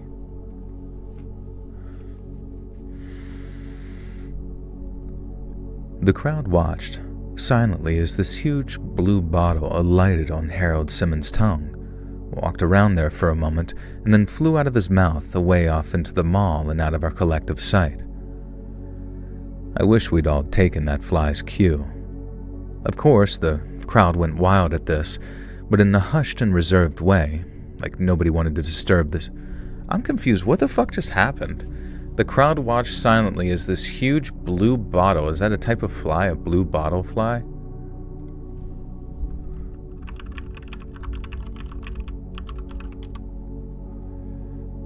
Yes, a blue bottle is a type of fly, specifically a blowfly. Blue bottle flies are characterized by metallic... Oh.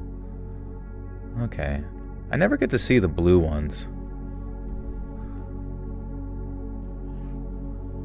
It's almost like an iridescent green or something like that.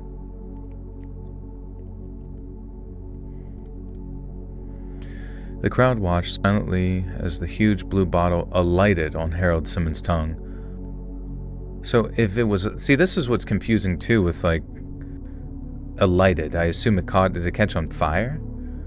Walked around there for a moment and flew... Okay, I guess it didn't because it flew out of his mouth. Okay. What is alighted? Sorry, this is all English class for me. I'm unfamiliar with the language. Descend from a train, bus, or other form of transport. He was the only passenger to alight from the train. I've never heard of that term before. It's interesting.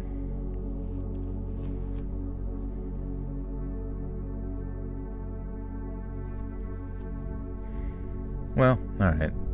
Hopefully someone who's smarter than me will figure it out when they listen. You learn something new every day. See, this is what I miss, honestly, a lot about, like, reading fictional stories. Because usually, like, fiction authors kind of, you know, they introduce new ideas, new concepts and stuff. I mean, I guess I learn a lot from the true crime whenever that kind of pops up. But, yeah, you know, I'd just be digging in my butt. This is the problem. Those blue bottle flies digging around. The crowd watched silently as this huge blue bottle alighted on Harold Simmons' tongue, walked around there for a moment, and then flew out of his mouth, away off into the mall and out of our collective sight. I wish we'd all taken that fly's clue. Cue. Shit. I wish we'd all taken that fly's cue. I keep wanting to say clue. Reading the Pardoner's Tale 15th Century Creepy Story. Is that free, or is it copyrighted by somebody? I don't want to read a unfree story. How long is it? If it's free, then maybe we could read it. I wish we'd all taken that fly's clue. God, I said it again. I freaking said it again, man. I know so many words from reading, but I have no idea how to pronounce them. Oh, that's even more fun. But you can find a lot on Google, but there's that website, Forvo, F-O-R-V-O, which taught me a lot. Would you, or have you ever wanted to change the name, or would you rather use another name for the channel? I've wanted it, like in the past when I first started and like started to kind of pop off with creepypasta.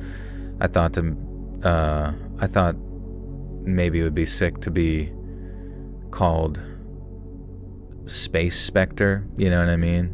Just something creepypasta-esque. But at that point, it's just like, well, we're here now. Let's read. Everybody kind of gets the idea.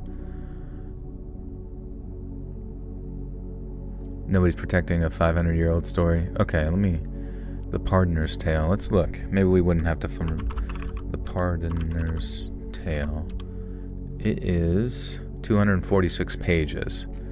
So we'll probably not be able to read that ever, but that's interesting. Yeah, Saturn Soul is a much cooler, you know, you kind of have to do something that sounds like, I don't know, recognizable. Such as Mr. Spooky Butthole. I wish we'd all taken that fly's cue. Of course, the crowd went wild at this, but in a hushed and reserved way, like nobody wanted to disturb the scene too much, didn't want to risk alerting Harold Simmons to what was going on, to ruin the fun. We watched him just standing there with his mouth open wide for another 20 minutes. People joined the crowd, but to my knowledge, not one person left. Toddlers sat in strollers, their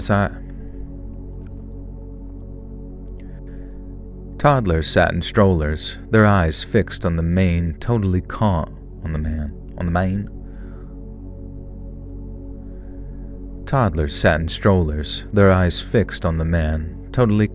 patient. A little boy had been riding on his dad's shoulders. They'd been there when we joined the group. They were still there at the end, the kid still sitting on his dad. Nearly an hour,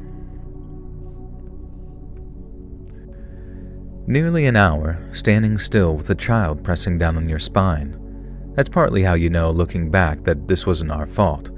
That this wasn't natural. Mostly. My gosh. Having like one word is like in a period is so confusing to my brain.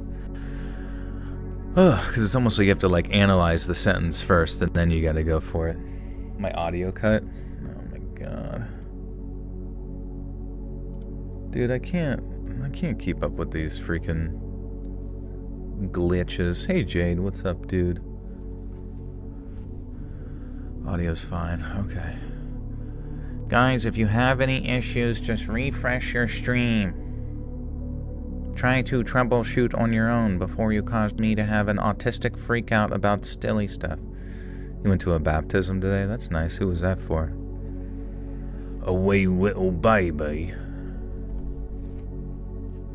That's how you know the baby's not going to hell. They've been baptized. Writing stories, it's best to find more creative ways to say things. That is most common. It's more interesting that way. Your reader might do as you are and look up the meaning. They learn something. That's true too.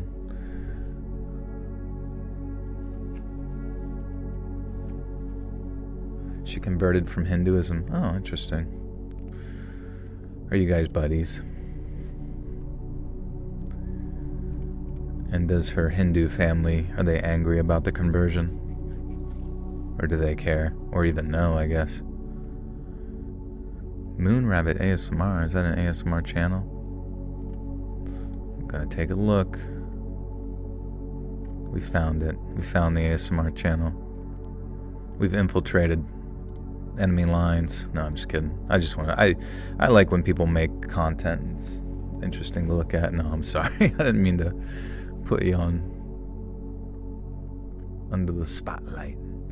We are besties. We went to book club together. That's cool. You reading any cool books? You want to convert to Hinduism, Christy? Yeah, what's Hinduism about? What are they? They're big into cows, I hear. No, I have no idea. I'm back. I got somewhat lost my phone out for a minute. Like I said, I'm back. So what are we talking about? We're talking about Hinduism and how I'm completely unfamiliar. Reading Age of Innocence next month. Alright, let's look up Hinduism first and then Age of Innocence. Hinduism believes is a diverse and ancient Indian religion often described as a way of life or a family of religions rather than a single organized faith. It encompasses a wide range of philosophies, beliefs, and practices united by core concepts like dharma, karma, and reincarnation. Interesting. Dharma, a code of living that emphasizes good conduct, morality, and fulfilling duties. The karma is the law of cause and effect, where actions in life influence future lives.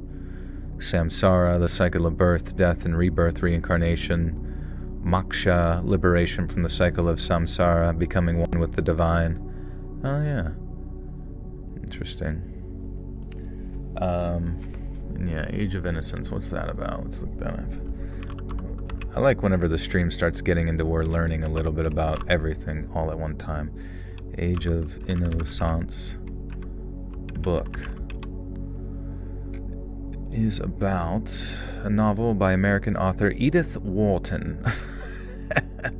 She's got some huge fucking shoulders and a cool little hat with two little dogs. Dude, that's some royalty right there. Published on the 25th of October 1920. It's her 8th novel and was initially serialized in what's it about? Plot summary. The story opens in the 1870s with Newland Archer, gentleman lawyer and heir of one of the New York City's most illustrious families, happily anticipates his highly desirable marriage to the sheltered and beautiful May Welland. But he finds reason to doubt his choice of bride after the appearance of Countess Ellen Olenska, May's exotic and fascinating cousin. Ellen strikes Archer as the opposite of the innocent and ignorant May. She has returned to New York from Europe after scandalously separating herself, per rumor, from a disastrous marriage to a Polish count. At first, Ellen's arrival and its potential effect on the reputation of his bride-to-be's family disturbs Newland, but he becomes intrigued by Ellen, who brazenly flaunts New York society's fastidious rules. As Newland's admiration for her grows, so do his doubts about marrying May, a perfect product of old New York society. The match no longer seems the ideal fate he had imagined. Interesting. Reminds me of one of those old cowboy smut books my grandma be reading at the grocery store. Heavens to Betsy! This is getting hot and heavy. Typical Virgo, thank you for the 5. Says I have to go to sleep, but I'll see you all lovely people on tomorrow's stream. Good night, Joel. Love you. Love you too, Virgo. Take care and be sure to check out the bonus content when that's out soon. It's criticism of upper classes and society rules in the 1870s. Things have changed. Things have changed. Should I address you as Lord Joel or just Joel? Lord Joel will be good, seeing as I am part of the aristocracy, and I am to be wed to Countess Ellen Olenska. Or no. Newland? No. Where is this bitch? May Welland. Her name is... My wife-to-be is named May Welland. And she is boring. She doesn't even show a single ounce of ankle. It's bullshit.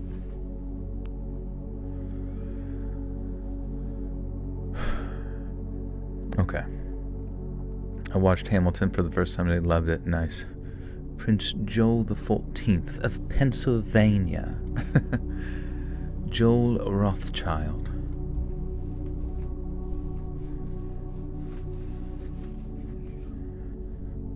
Okay, that's partly how you know, looking back, this wasn't our fault. Our fault. Here we go. That's partly how you know, looking back, that this wasn't our fault. That this wasn't natural, mostly. But some of it was. That same part of our brains that make us stare at car crashes or look at shock sites online. But this was just a guy with his mouth wide open. When Harold Simmons began to move, nobody pointed it out, but a collective realization passed through the crowd. A tension, an expectation that all of us felt. When we discussed it after, at our first and only trauma support group, we all mentioned this, all of us. Harold Simmons wasn't moving much. In fact, he was doing exactly what you'd have expected him to do. He was closing his mouth. It felt like he did it in slow motion, time-lapse. This moment felt like it lasted as long as the entire time we'd been watching, but the facts, the CCTV, the witness statements, the large clock above the central atrium of the mall, tells us it took no more than 5 seconds. Harold Simmons was closing his mouth, only it soon became clear that wasn't exactly it. His upper lip rose to reveal perfectly normal teeth. His lower lip curved inwards as his jaw lifted. For a moment, just a moment, but it felt like a perfectly captured frame because at the time it felt so funny to me, so preposterous. Harold Simmons's mouth was positioned like when someone's trying to gently bite their bottom lip to look seductive. Then Harold Simmons closed his mouth and continued closing his mouth and continued. Blood began to spill from between his lips, small rivulets. That's a new word. Rivulets, is that the right one? Right saying? Right enunciation?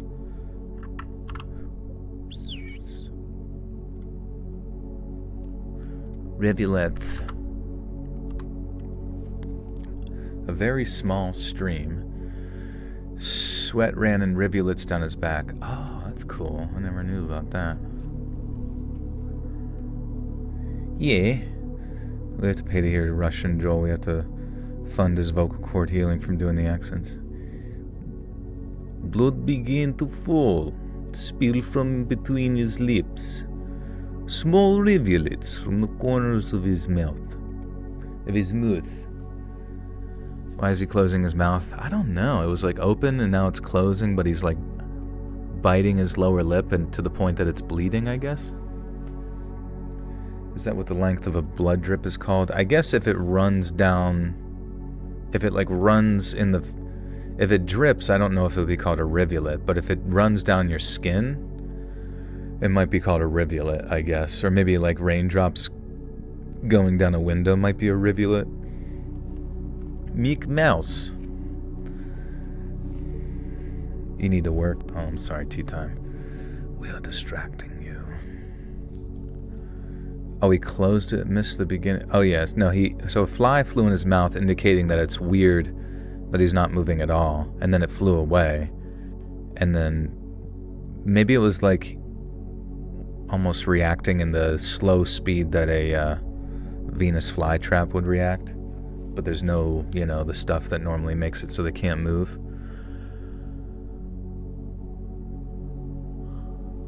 Oh, hey, what's up, Queen?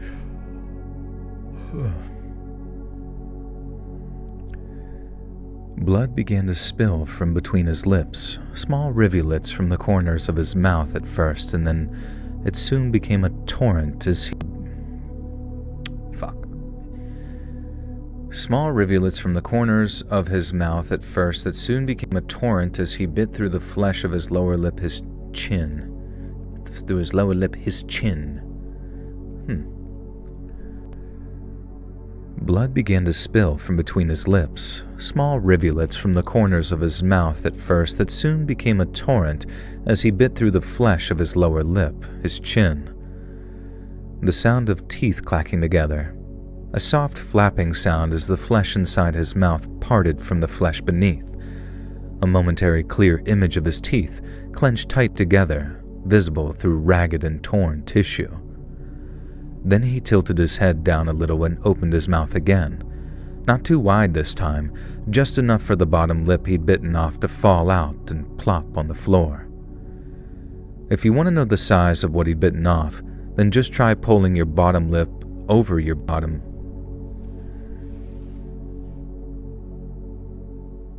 Am I going to stream tomorrow? Yepper. You're poor. If you want to know the size of what he'd bitten off, then just try pulling your bottom lip over your bottom teeth as far as you can. Rest your upper teeth against it and imagine biting down. It was that size. Actually, don't do that. Don't risk it. Nobody should risk it. But if you're curious, that's how you'd find out. Then Harold Simmons surveyed the crowd, a look of mild surprise on his face, as if he was puzzled to realize we were there. The blood gushing from his mouth, the ragged wound on his face that didn't seem to bother him. He just seemed a little surprised at our presence, almost as if he couldn't understand why we were all wasting our time standing around there. Then the crowd parted without a word, and Harold Simmons, Harold Simmons, Moon Rabbit ASMR with a big 20 buckaroo says, for all the times you put me to sleep, appreciate the love. I need to get back to posting. Seeing my favorite channels like you gives me motivational FOMO. Much love to chat to. Thank you, Moon Rabbit. Appreciate you. Guys, go subscribe to Moon Rabbit if you like ASMR.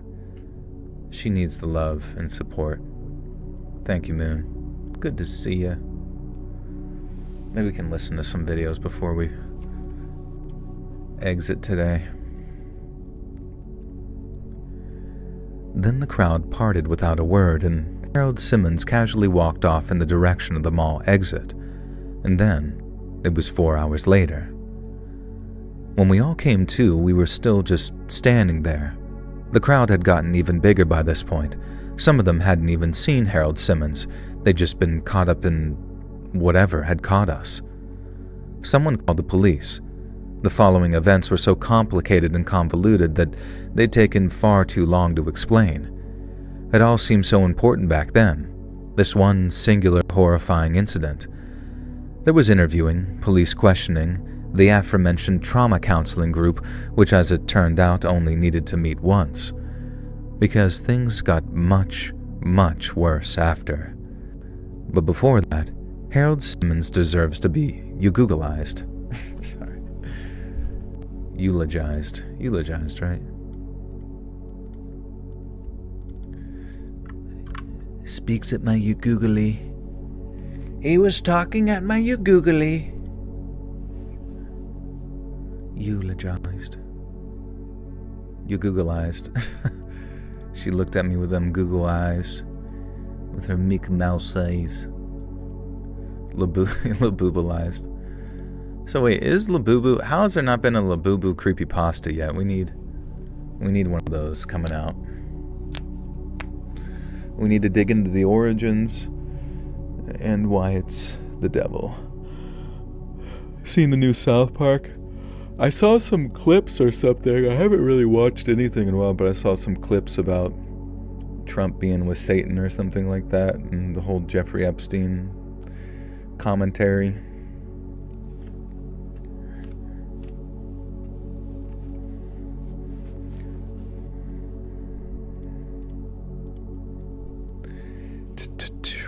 You googly. But before that, Harold Simmons deserves to be eulogized. On record, He's the progenitor after all. Eulogized. You've just been eulogized. But before that, Harold Simmons deserves to be eulogized. On record,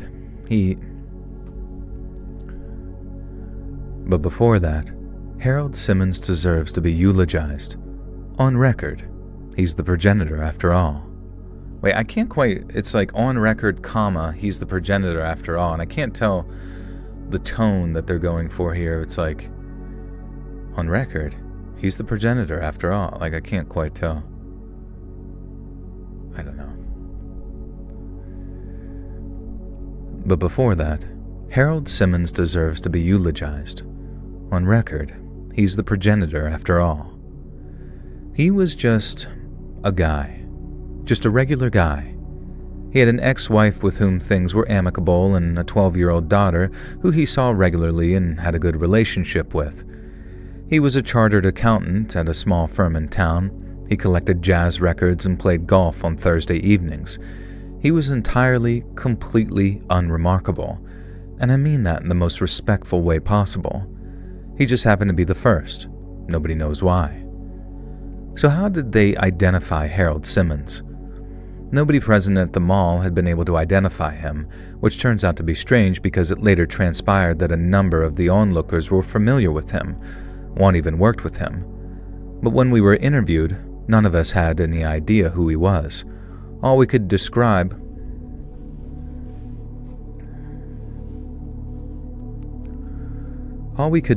was his basic appearance and, of course, what he did. That part we could explain in minute detail. So the thing is, the identity of the man who bit his own bottom lip off wasn't discovered for nearly 2 weeks. There was even suspicion that it was a mass delusion. Gas had something gotten.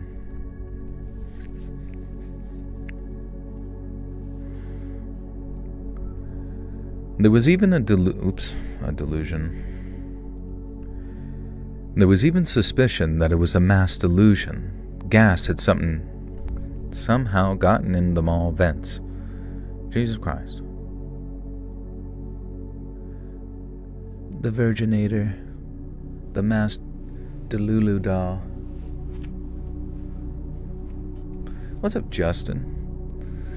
Sorry, sometimes I see a lot of text and I don't quite read it because it's a lot of text, and then I realize it's people talking. Okay. So the thing is, the identity of the... Wait, where am I at?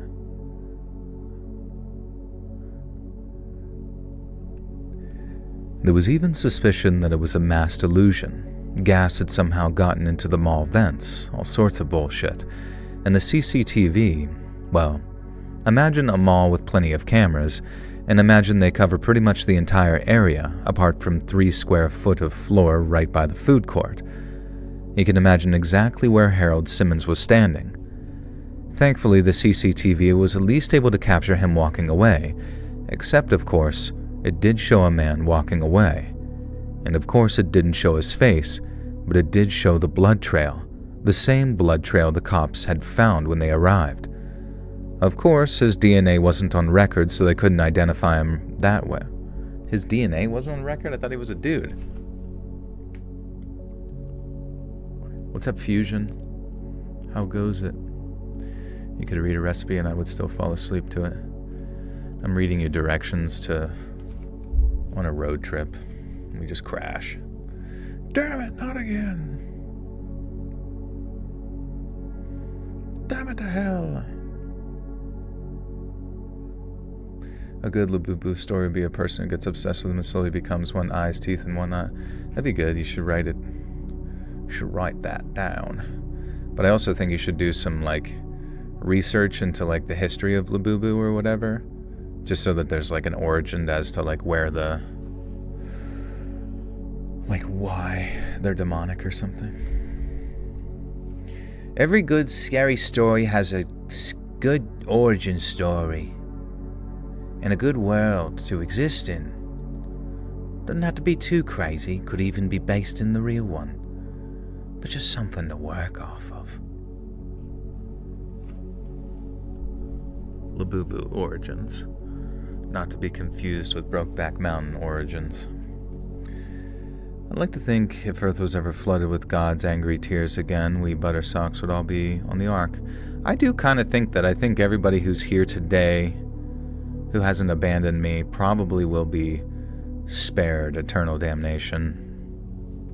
I'm just guessing. I'm just guessing. I don't know for sure. Just throwing it out there. Just know that I appreciate it, at the very least. Of course, his DNA wasn't on record, so they couldn't identify him that way. Why would it be? He was completely unremarkable. I heard that they tried identifying him through the teeth marks on the part of his face he bit off. Maybe they would have if he hadn't been found. And 13 weeks and 18 hours after me and my buddies had first decided to gawk at Harold Simmons, his body was discovered.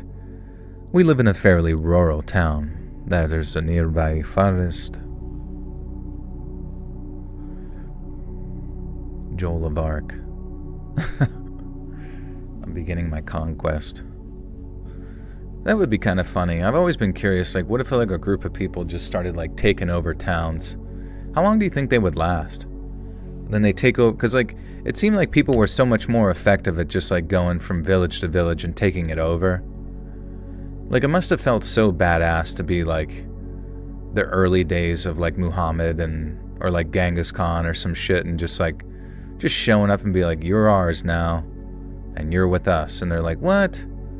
They're gonna call the National Guard on you. Don't know what that is, but fuck them, we'll take them on. Or yeah, the Vikings, where you just like wake up and you're like, this is what we do. We just go and fuck shit up, and now it's us. And now you gotta sing our songs for the rest of eternity.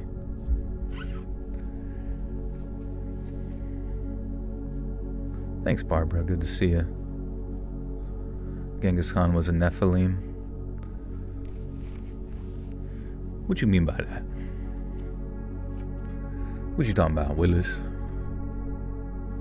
Of course, his DNA wasn't on record. I couldn't. It's confusing. 13 weeks days. Oh, yeah. Oh, Nephilim's a slur, yeah, for half-breed angels. How dare you? How dare you reveal us? 13 weeks and 18 hours after me and my buddies had first decided to gawk at Harold Simmons, his body was discovered. We live in a fairly rural town. There's a nearby forest. It's quite thick, and it can be treacherous in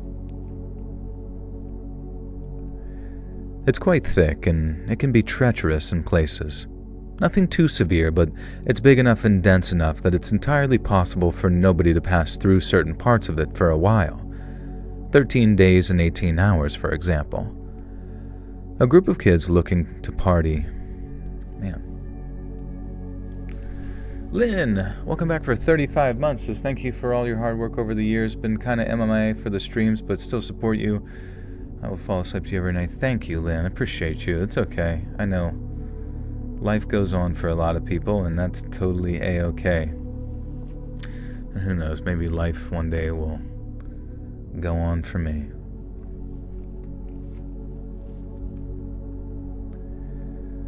A group of kids looking to party found him. Some guys and gals who'd graduated when I was a sophomore. Some guys and gals who graduated when I was in sophomore year. Dude, when it like goes right to a period, it's so confusing. Like, why is there not like, I don't know. You know what? Fuck it. Let's just throw it in chat BBC and see what happens.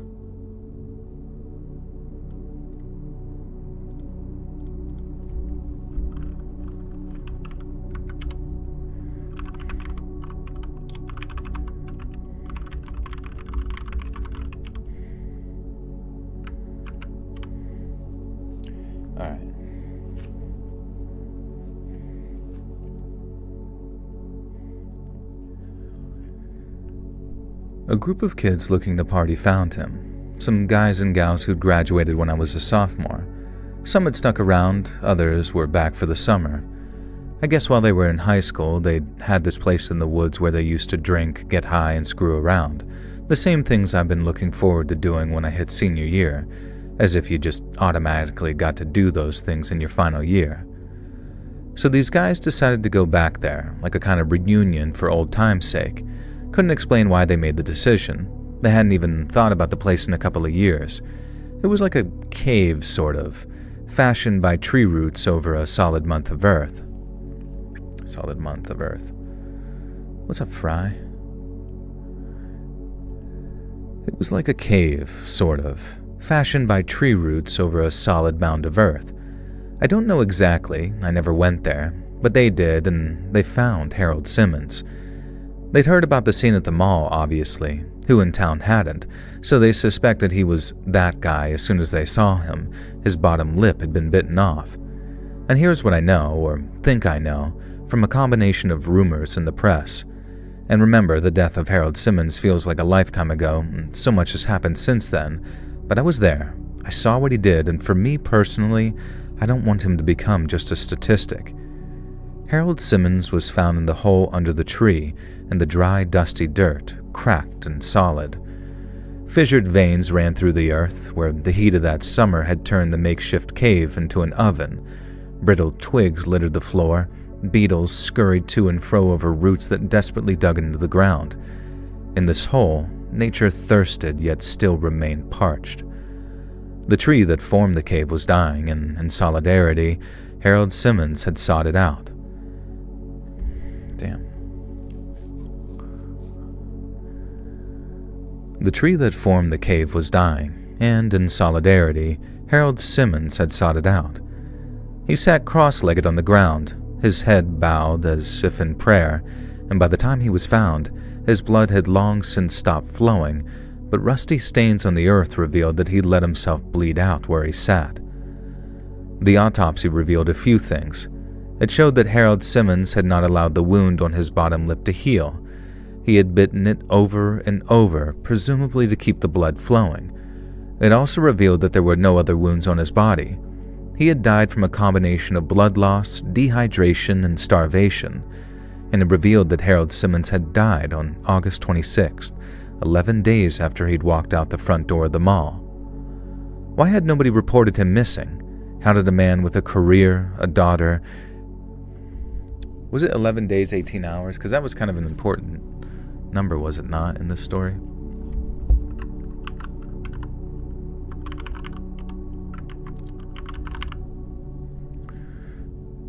Is it on the right one? 3 weeks. Okay, wait. Is this an error in the story? So earlier it said, I heard that they tried identifying him through the teeth marks on the part of his face he bit off. Maybe they would have if he hadn't been found. 13 weeks and 18 hours after me. And my buddies had first... Oh. Wait. I'm so confused. Why had nobody reported him missing? How did a man with a career... Wait. Harold Simmons had died on August 26, 11 days after he'd walked out of the front of the mall. Door of the mall. But then here it says 13 days and 8... Wait, fuck, dude. It made the mistake twice, didn't it? With the timing?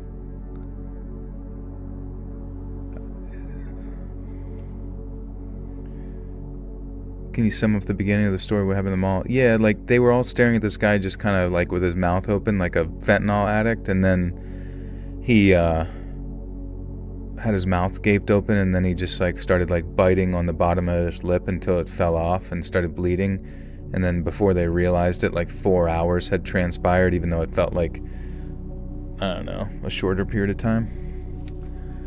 Okay, so in this story it says 13 weeks and 18 hours after me and my buddy had first decided to gawk at Harold Simmons, his body was discovered. 13 weeks. Right? We live in a fairly rural town. There's a nearby forest. It's quite thick and it can be treacherous in places. Nothing too severe, but it's big enough and dense enough that it's entirely possible for nobody to pass through the certain parts of it for a while. 13 days and 8 hours, for example.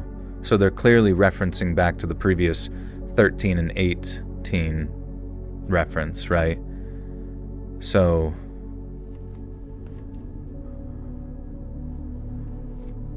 I don't know. I'll have to clarify with the author. That's annoying though, because then it gets to the actual when they found like the teenagers that found them, and then it's saying, and it revealed that Harold Simmons had died on August 26th. Oh, okay, so it would be 2 days after. But then that brought us back to the 13 weeks.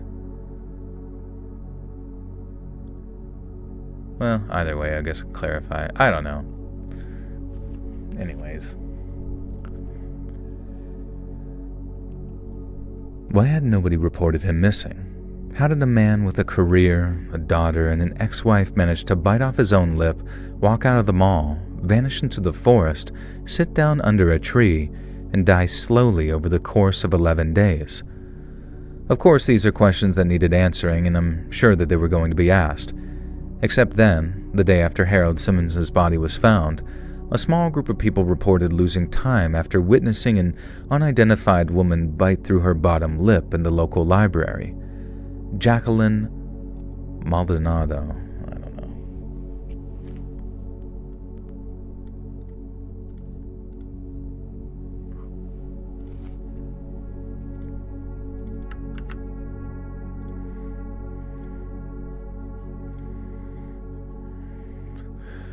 Maldonado, okay. Yeah. You're like, what time is it? What's up, babes? I stuck bartending for like 50 drunks right now. Oh, no worries. Put my stream on for those drunk bastards. And then you can ask them what you want me to say. And then I'll say it for them. No, I swear the story is going to pick up here. It's just a little bit confusing.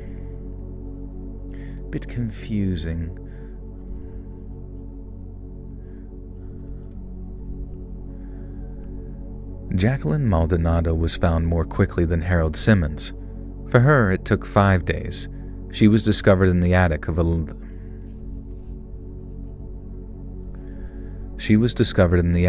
library itself, where she had been a patron and where she had mutilated herself. She was found by a man who was simply visiting the library to check out a book. The attic hadn't been accessed in decades. The man had no reason to go up there. When asked, he told police that he'd simply felt compelled to, and it seemed so normal that he just went with it. The next day, the largest group yet reported the same experience, this time in the town park during an open-air concert by a local band. Midway through the performance, the band's rhythm guitarist stopped playing, dropped his guitar, and opened his mouth. And you can imagine the rest. This incident helped. Authorities were able to identify the missing man, Kruger Fine. And by this time, a whole new layer of unease emerged. Nobody in the audience remembered the band even having a rhythm guitarist. Nobody in the band remembered having one either. The witnesses could recall. Kind of interesting. A lot of these two stories so far have kind of sounded like those, the secure, contain, protect stuff. If Joel reads us to sleep, who reads to me? Good question, dude. My routine for sleep anymore has been I watch people play Hearthstone, and then my eyes start to close until I'm like ready to pass out, and then I put on sleepy sounds. Nightmare Files, what's up, broski? How you doing, dude? Welcome to bonus content. I was a teenager during the heydays of malls in the 80s, got kicked out of the Walden books for looking at the nude photograph books. Winky face. Dude, I feel ya. I still do that. What kind of pills do you take to help you sleep? I just take, what do I take? I think I take like 500 milligrams of Xanax, 200 milligrams. Well, I take like one Vicodin. I hope it's not laced with fent. I get it from my drug dealer. His name's Jonathan Weiss. He's Jewish.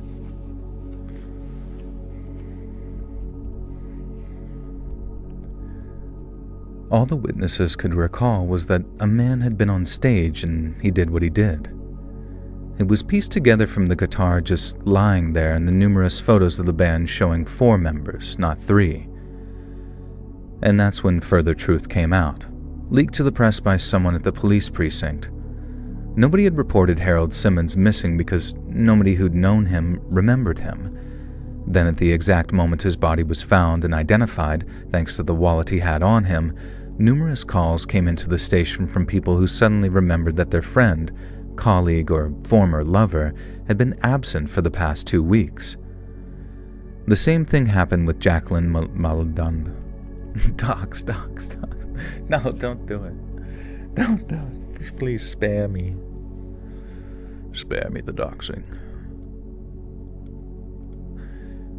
I was listening to something earlier where it was saying that the CIA is now working on, or maybe they've already accomplished it, but it's just like using AI to specifically just like make memes that target you within like the subset of like, say, Instagram's algorithm, to just like make memes that target you specifically to make you really, incomprehensibly frustrated. And I was just thinking how funny that was, to just like hone in on somebody's like algorithm, but then just like specifically gear said algorithm to like basically turn them into a fucking psychopath. Does the CIA ever do anything nice for once? Does the CIA ever just like, what about Operation Hand Out fucking Christmas gifts? Has that ever like crossed any of their fucking agents' minds one time? Joel, is that meme for me when it comes to politics? It could be. They're probably, everything they send you is probably making you go want to dye your hair like super blue.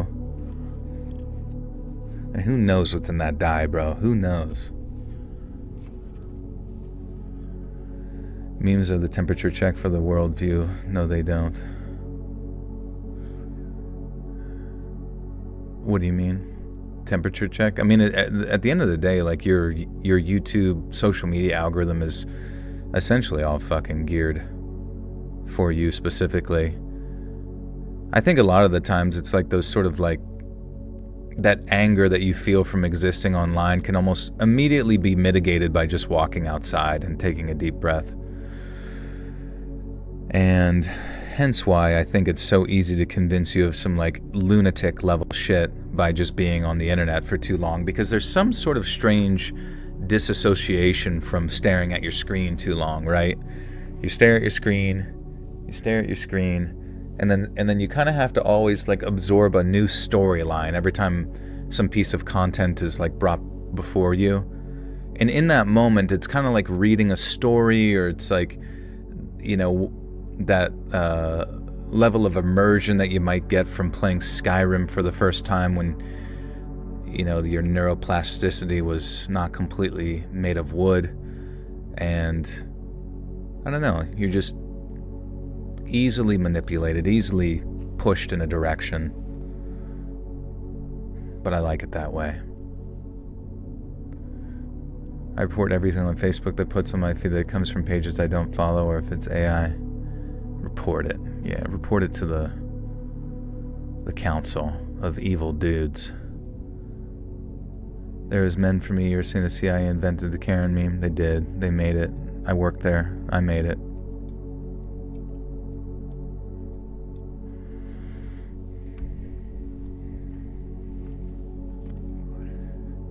Your old man believes the craziest and obvious AI. I mean, it's tough. Like, we're a little bit more prone to seeing through things because of our like terminally online existence. But for someone who like barely knows how to send a text message, I imagine like seeing a fucking squirrel telling you that they're in your walls, ready to cut you open when you're sleeping. Like I might be on board with that.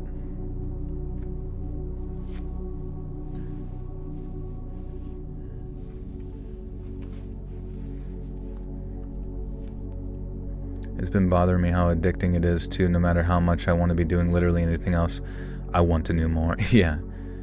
I don't know what there's like something about like the Instagram Explore feed page that just like makes me sick to my stomach.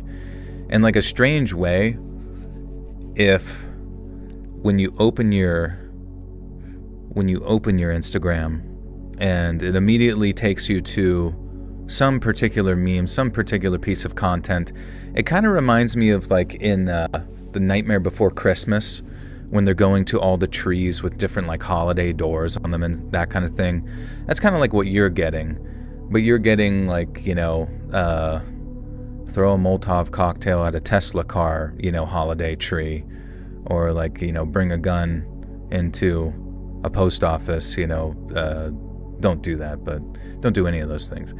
But then as soon as you see like the home page or like the Explore feed itself, where you see all these competing faces, all these competing things trying to get your attention all at one time, and the fact that there's just, you kind of are hit with this realization that you're in a forest of trees that are all trying to just like get you to go into their weird little world for a while, if only for 15 seconds, and then go to the next thing. That it just like, to me it feels like a nightmare. It feels like I'm kind of like in a dream and I am waking up from a disgusting nightmare, and I need to get away from it, because it's just like, why would an app like that exist? Like, why does it exist? Why do I want to watch something for 15 seconds? What would I gain from it? I mean, sure, I can laugh. Laughing is great. But if it's just like there and done, all right, whatever. But then also, why would I want to be angry? But for some reason, I find myself being addicted to being angry or frustrated about something as well. And then the more, who knows what kind of like data is gathered upon like you smiling or you go, just minute movements within your face or your eyes or the temperature of your fucking skin and temples. Who knows what it tells said system to then like lead you further and further down this like pathway of schizophrenia. And I'm just not a fan of it. Anger is energy. And it's addicting too. I mean, we quite literally are addicted to like nonstop anger, because I don't know if it's dopamine, maybe it's dopamine, but I think it's just as addictive as like a little shot of nicotine. Brick by brick, yeah, schizogram and alt girls, there you go. Samesies. Being constantly being fed, sold to made me get, I know, yeah, it's like, just even like looking at it all the time, like it's fun to send your friends something that's funny, but it's also kind of sad to even sit there and realize like, why is this here? Why do we all need to be on it? Why is there some sort of strange societal expectation deep within yourself that says like, if you don't exist on this platform absorbing nonstop stimulation, you are somehow missing out? Like, I don't know. The same thing happened. I gotta sneeze. I'm sorry. Oh, shit.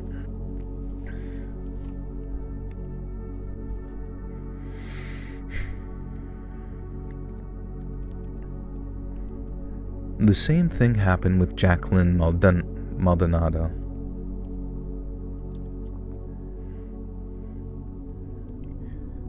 The same thing happened with Jacqueline Maldonado. If it hadn't been for the presence of witnesses and inexplicable discoveries of the bodies, their lives and deaths might have gone forever unremembered. Almost as if it was important that people bore witness. And then it leaked that Jacqueline oh my god, I can't read that fucking name. Then it leaked that Jacqueline Maldonado had been one of the spectators at the mall of the day of Harold Simmons's. Then it leaked that Jacqueline Maldonado had been one of the spectators at the mall on the day of Harold Simmons's incident, and that Kruger Fine had been present at the library when Jacqueline bit down. Don't jump to conclusions, the police said, but we all knew. The group at the library had been small. The group at the concert, however, had been large, a sizable proportion of small. The group at the concert, however, had been large, a sizable portion of our small town. A search was underway for Kruger Fine's body. He wasn't discovered by anyone actively involved in the search. He was found deep in the basement of the local middle school by the town veterinarian. What the fuck? In the local middle school by the town what the fuck?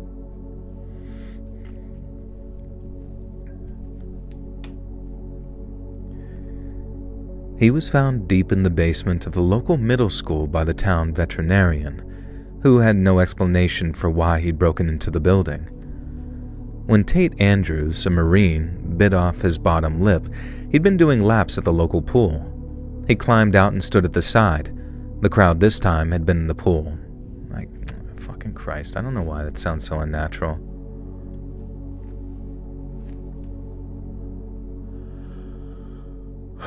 Tate Andrews.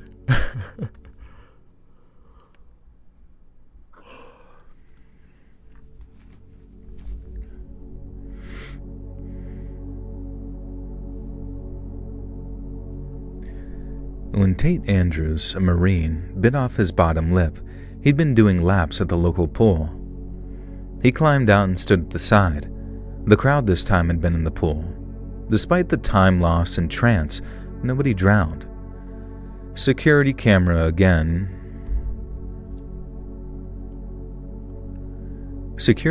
again conveniently failed to reveal the biter's identity. It showed the poolgoers treading water for nearly 4 hours. Oh my gosh. Yawning forever. Yeah, when does one stop yawning? Is there ever a point in your life where you just don't yawn anymore? What's up, Sadie?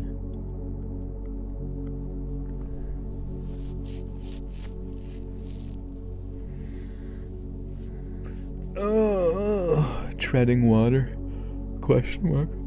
Is that what you do, Lynn? Is that your workouts? Swimming?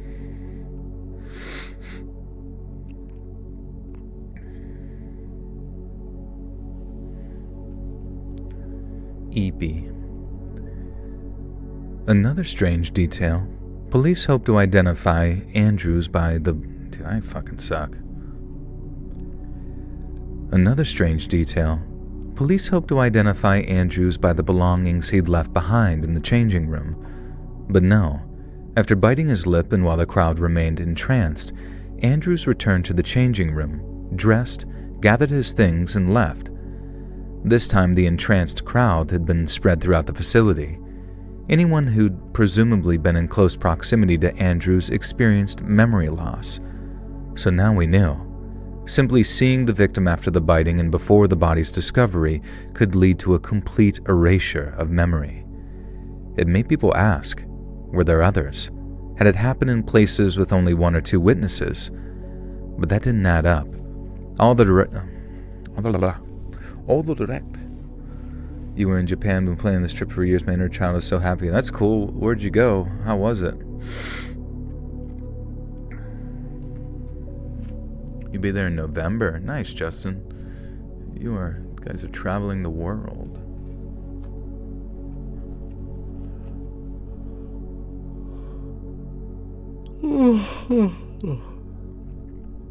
But that didn't add up. All the direct witnesses to the biting had remembered the incident, but I started fucking twerking. Oh, shit. Oh my god. Miss Cookie with a 50. Texting and driving while on a long drive back to LA. Perfect night to listen. Appreciate you. Appreciate you, Miss Cookie. Thank you. Much love to you. Very, very kind. Bouch. Thank you. Damn. Also, I caught like some sort of glimpse of Lizzo had like a new album or something. It sounded very bad. So I haven't drank any water in 6 days. I'm on meth.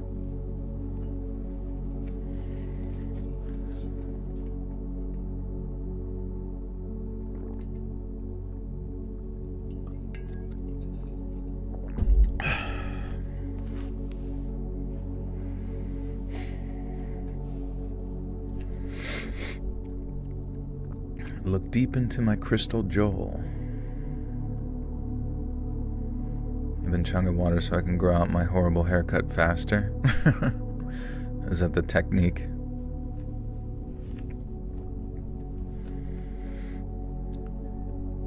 But that didn't add up. Man, I sneeze one goddamn time and then it's just over, bro. Whole shit's clogged for a fucking year.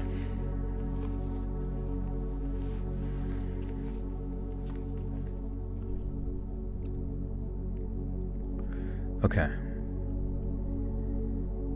But that didn't add up.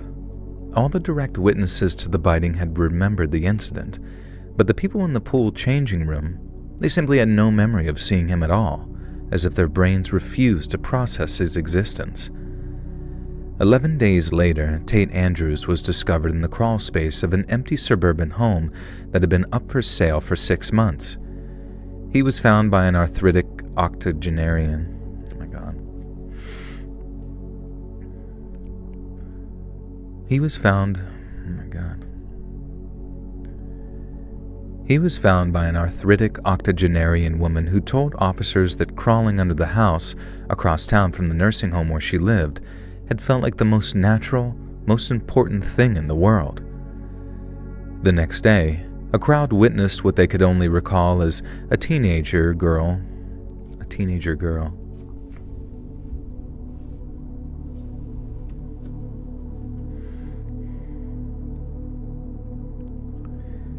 The next day, a crowd witnessed what they could only recall as a teenage girl doing what we'd come to call the biting. It took 5 weeks before Meryl Dyer's body was found. Meryl Dyer from our class, one of the girls we tried to ask out that night, one of the girls who stood opposite us when we saw Harold Simmons become Biter Zero.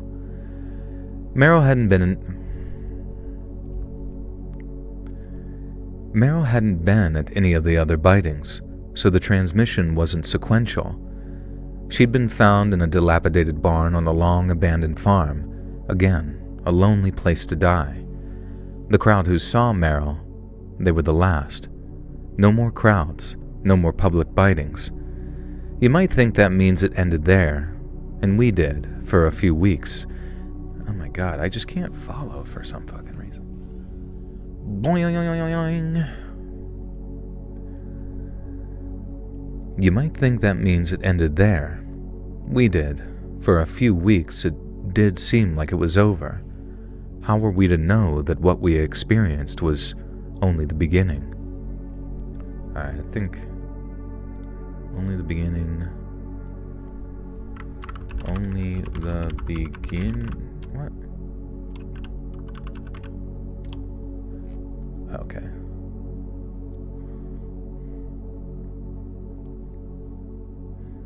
It was only the beginning. Boing.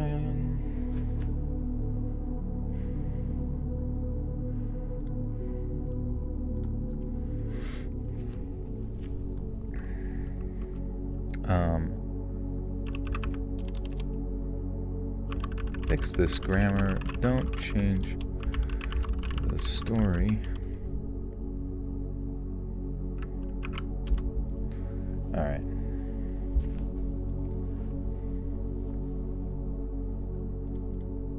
My god. Guys, if you ever accidentally close a window, Control-Shift-T brings it back.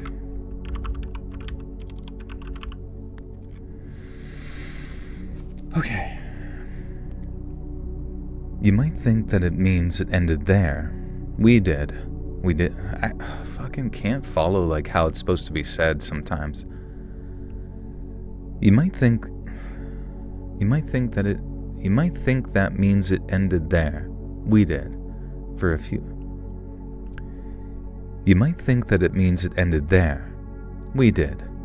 For a few weeks it did seem like it was over. How were we to know that all we'd experienced was just the beginning?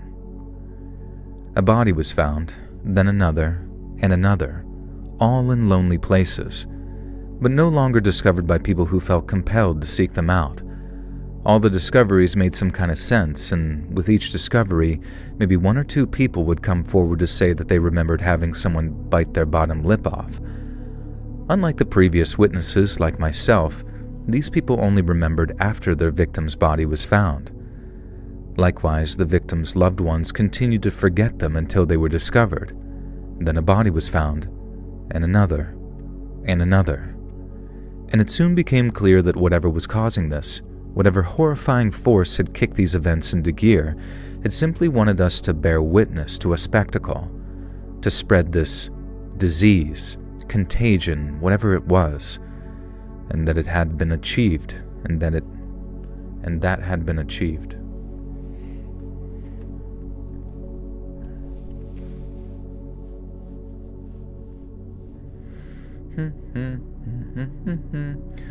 My dog I've had since 2015 passed away the other day. Her name is Lola. Rip. Oh, I'm sorry to hear that. It's very sad. Are you going to get another puppy? To honor the memory of the fallen. I've had so many dogs in my life die. It's so sad. But you remember all of them, you know what I mean? They all are... you don't forget them. You really don't. And they all kind of just feel like they're forever still there. In an interesting way, Even if they are past and it's sad, it just feels like they never go away.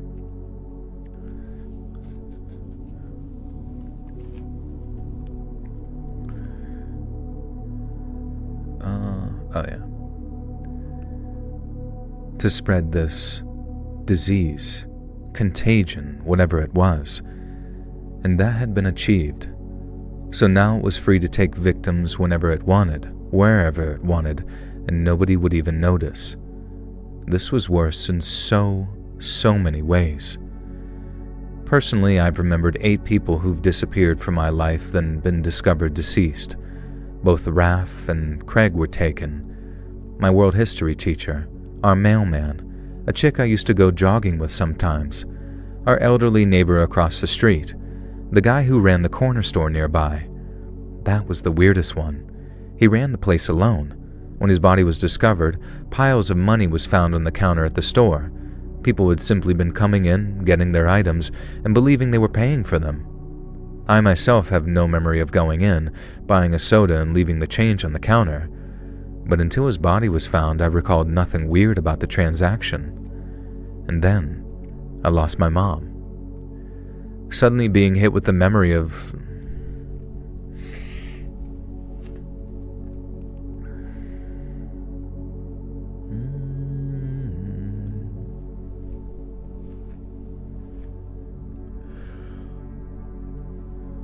Oh, man.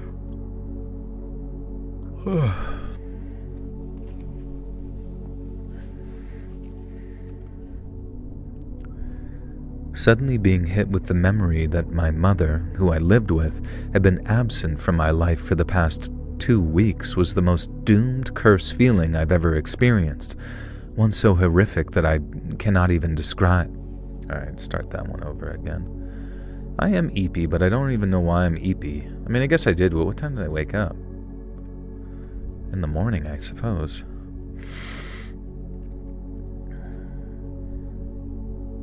Suddenly, being hit with the memory that my mother, who I lived with, had been absent from my life for the past 2 weeks was the most doomed, cursed feeling I've ever experienced. One so horrific that I cannot even begin to describe it. Recalling out of the blue that your mother has been missing, then having to wait for the call to confirm her body has been found. Jesus, I don't even say that. Oh my god. I don't understand. I sneezed one time and then it's just like big...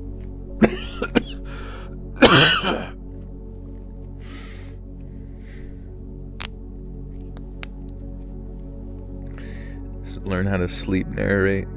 That'd be insane. Imagine if I went into like a sleep trance and then I just like never made a mistake. No, I like went to sniff my nose and it went into my fucking lungs.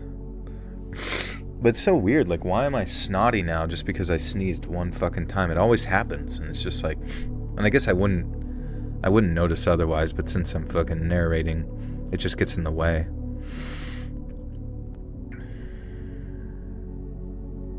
Bite my lip. If you guys heard me doing it, would it infect you too?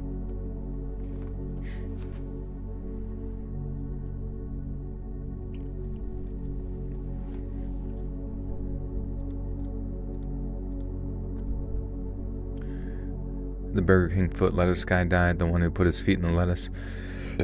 Are we sure about that death? Because I remember someone in the comments, like, because I saw that like maybe a week or two ago, and someone in the comments was saying that he's not actually dead, and I was like, really? I don't know. I mean, I know I've seen people report it, but I wasn't really sure. And it's definitely not Chills. Chills is alive. But the one that I guess he did the video about or whatever.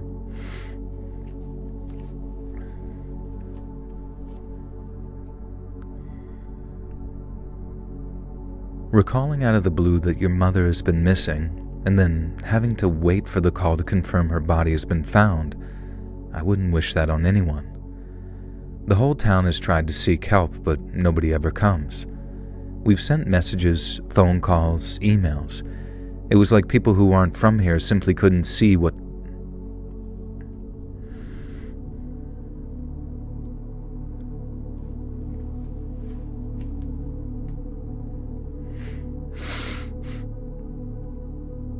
Joshua? I'm not Joshua, unless you're talking to someone else. Oh, you are talking to someone else. I sneezed one time so hard my back cracked, and I guess it released something dormant, and I got hella sick basically immediately. Huh. That is kind of weird. Getting sick is your body detoxing itself so much stored in the spinal fluid. Oh. I mean, I don't know. Yeah, maybe. When am I gaming next? I don't know, dude. I can't even get, like, anybody to come to my streams overall. So, like, gaming streams would be even more dead.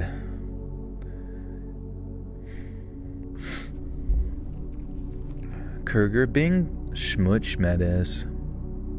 I got tuberculosis. Me and John Marston.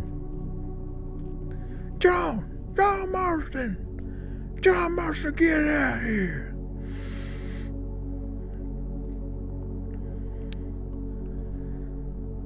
It was like people who aren't from here simply couldn't see what we were... Oh my god. Alright, I'm done with the story. It was like people who aren't from here simply couldn't see what we were saying. It was like they were replying to something else entirely. And that was back when they did at least reply.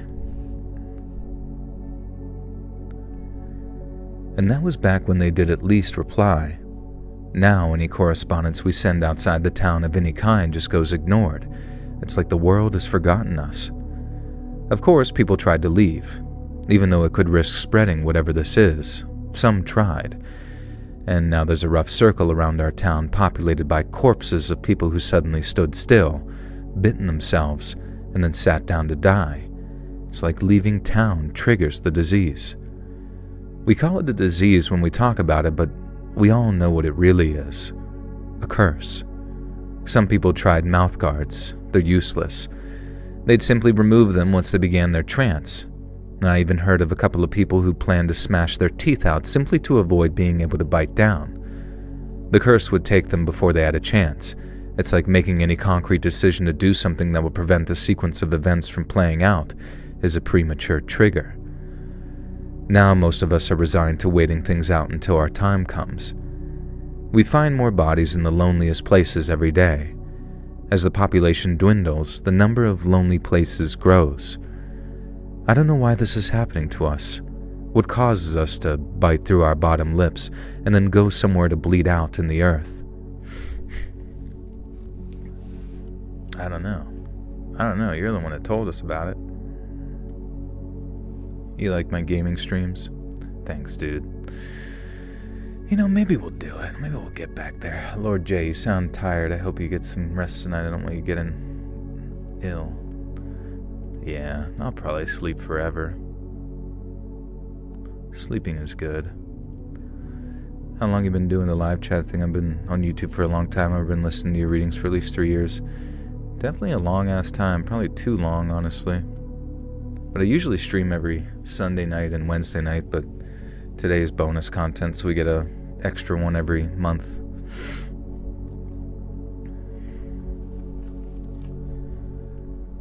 What causes us to bite through our bottom lips, then go somewhere to bleed out into the earth? I'm sure there's an explanation, some kind of backstory that explains it all, makes all the symbolism clear, but everyone's too afraid to investigate to find out. Nobody wants to risk triggering their own biting. And I'm sure you've already thought of it. We did too, but what about people with dentures? Couldn't they simply remove them and be protected? There weren't many of them in town. We're a small place after all, so it took some time to find them, to remember they existed. But when we did, for the smallest of moments, we were all glad we have teeth, that all we're forced to do. But when we did, for the smallest of moments, we were all glad that we have teeth, that all we're forced to, oh my God.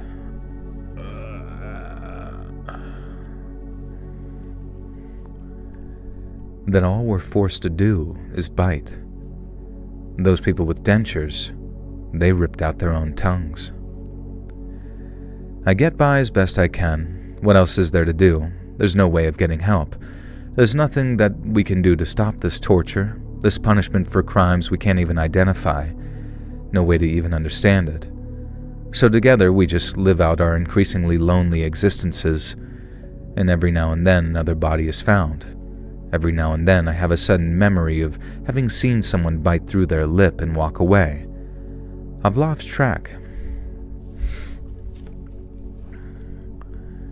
I've lost track of who they are. Only Harold Simmons really sticks with me, because I was there. The first time it happened, I was there. I forgot about him once. I intend to never forget him again. And I wonder, when my time comes, whether there'll be anyone left to forget about me. And I wonder, when my time comes, whether there'll be anyone left to forget about me. Well, that one was kind of tough, I'll be honest with you, because I sort of half expected...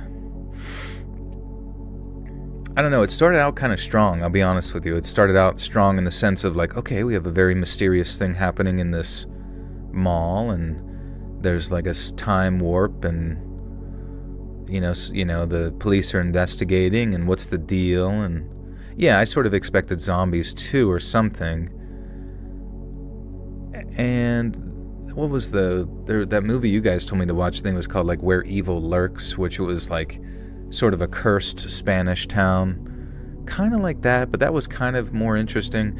I feel like, I don't know, I expected more mystery to unfold related to this, or maybe like the incidents to be, I don't know, I didn't expect it to just be a series of like people dying and then that's it.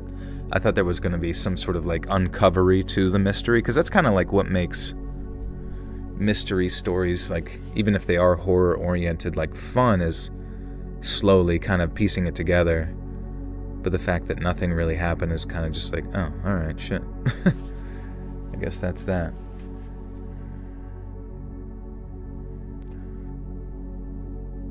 I know, leaving it a mystery. Yeah, I haven't seen 28 Years Later yet. I will.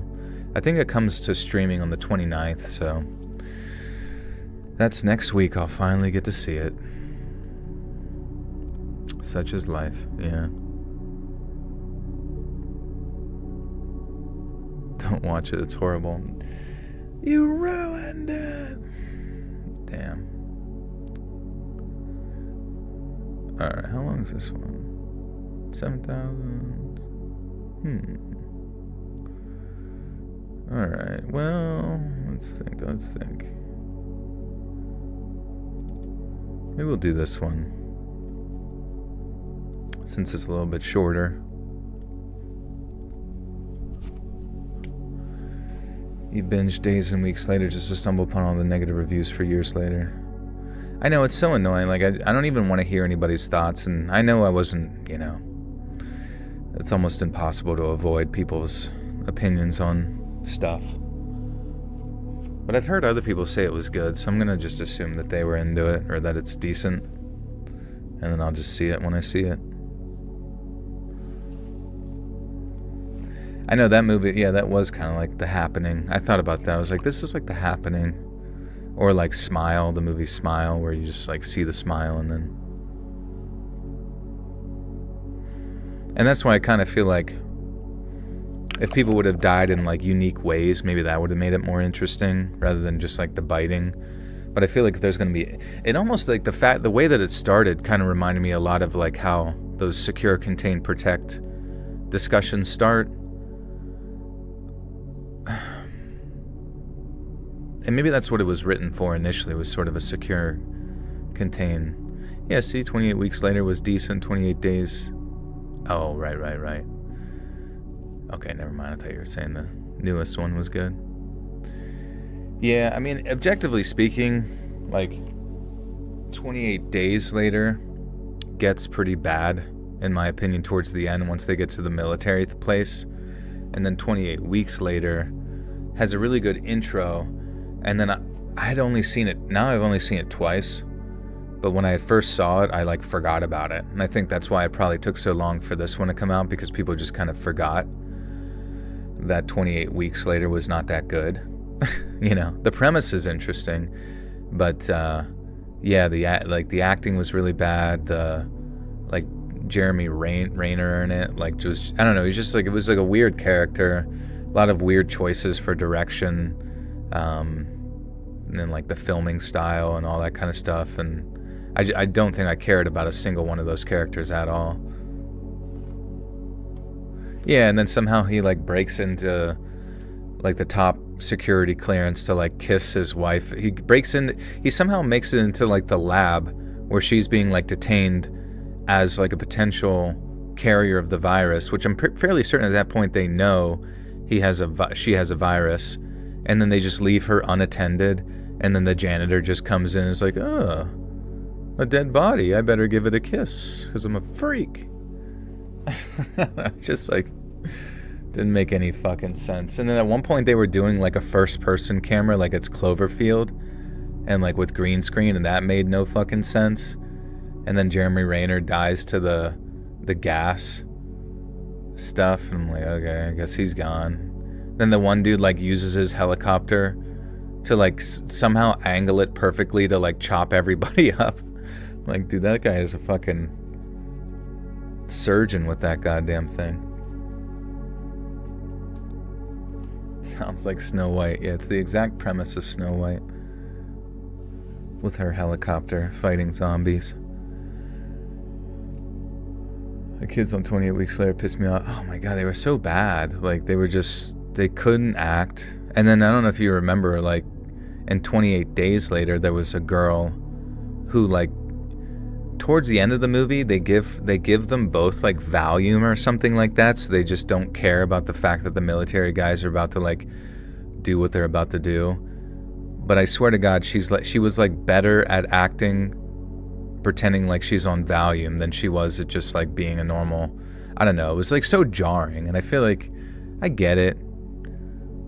But it's like, if you get the redheaded dude from like Harry Potter, how the fuck aren't you gonna find like one decent female, younger actor? I don't know. Not to put her down. I know she was probably just starting out and stuff, but you know. All right, guys. I think this one's a little bit of a shorter story, but this will be one to just throw in there.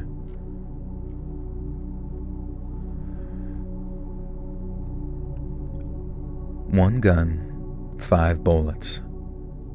It was an M1879 Reichs revolver, manufactured by V.C. Schilling in I don't know if I'm saying any of these words right. M1870. Anybody know how to say these phonetically as like guns? M1879 Reichs revolver, manufactured by VC Schilling and Psy. Am I going to play post-trauma? No, I am really excited for Ill. Have you guys seen the game called Ill? That one looks insane, like actually nuts, and like finally like a nice jump forward in the realm of just video games overall, because there's, I don't know, like the gore in it like specifically responds to where you shoot and that kind of thing, at least what it looks like, the way that the bodies break down. It just looks so, like, it reminds me of so much of the dreams that I have, where like, I don't know if you ever have like nightmares, and the nightmares are just like so incredibly ultra violent that it's like the only way to like actually be disturbed by anything is to just dream it in your head. And I don't know, this actually seems like a full-on nightmare game. Oh yeah, Reanimal should be great. I'm excited for that. Nai, hey Joel, hope you're having a great week. Thank you, you too. Good to see you. What's poppin'? But they just said 88% of the medical advice chatbots give is inaccurate. How would they even measure that? Like, what would be the... I mean, because, you know, sometimes you can kind of just double check it. I feel like I don't know, I guess it just depends on what they say, but I have no idea. The Hellraiser video game with Doug Bradley. They did a study. Yeah, but what's the study say? I don't know. Anytime anybody says, like, there's a study, I'm just like, you got, you know, what's your gut instinct? I'm not saying that everything it says is correct, but I'm just like, what is it that they're looking for specifically to immediately categorize it as just, like, completely wrong? Yeah, not that it's... I appreciate you bringing it up, because I'm sure there... Like, what we kind of looked it up in the previous stream, which was called, like, hallucinations, like AI hallucinations. And it's when they say something where they're just, like, so confident. They're like, Abraham Lincoln did actually have peg legs that he would stick into, like, his servants' butts, and it was fine, and they liked it, and splinters are good for your asshole. And you're like, are you sure that's true? And, like, recalculating, oh, actually, you're right, none of that's correct. Interesting, but it never apologizes, really. It's just like, oh, you're right, great thinking, great catch on that one. Great catch on that thing that I just fucking made up. You're like, chat BBC, do I cut the green wire or red wire? This is a life or death situation. I'm gonna kill a entire 100 people inside of a bank. I just need to know which one to cut. And they're like, oh, you're gonna want to actually cut a blue wire. There should be a blue wire to the right. There's no blue wire. Oh, you're right, there isn't a blue wire. Okay, it's the green. Okay, perfect. 9/11. Oh wait, where are we at here? Reichs revolver. The Reichs revolver.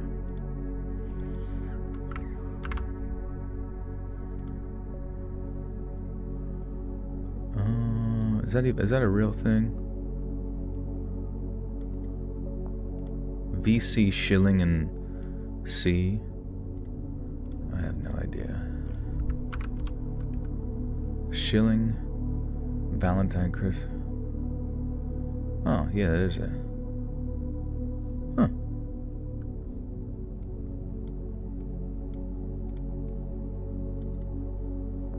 We're gonna have to watch a Hickok 45 video to see this one.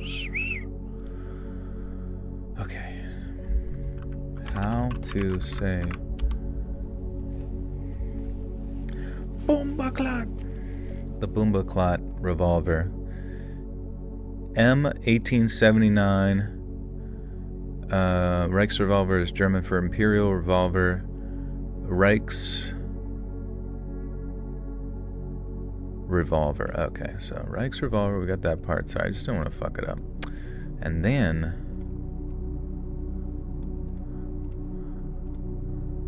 Boomba-clot, closed out of it. Ah, Boomba-clot. Gee dang it, Boomba-clot. How to say. Hey, effing Don, take care. VC, shilling, and C. Okay, so... Cool. We're good. We're in the clear. 1 gun, 5 bullets. It's an M1879 Reichsrevolver manufactured by VC, Schilling and C. This particular gun came off the assembly line in 1888. The 5 bullets in the cylinder right now were loaded in 1918. The 6th bullet, loaded at the same time, was fired on November 8th of that year. It was the only bullet ever fired from this particular gun that hit and killed someone. It feels light in my hand, lighter than the Python I'm used to, even though I know it's a notoriously hefty revolver. Maybe the weight of history comes into play. My 1983 Python has maimed or killed more bodies than I can count. This M79, just the one, feels like you could weigh it against a feather. Maybe I'm simply romanticizing the firearm too much. It's hard not to, though, when it pulsates life into the palm.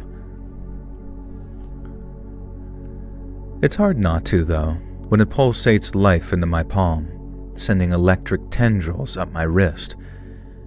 When even a brush... Oh my gosh.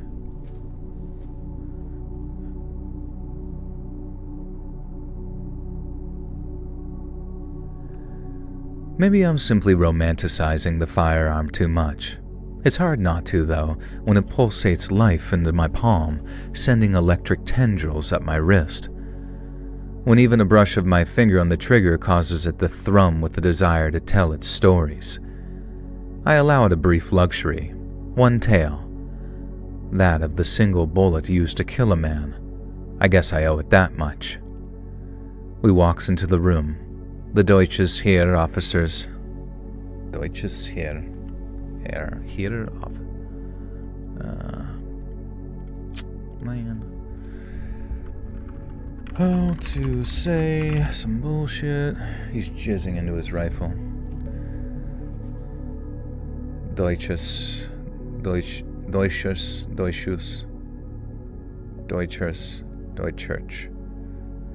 Heer.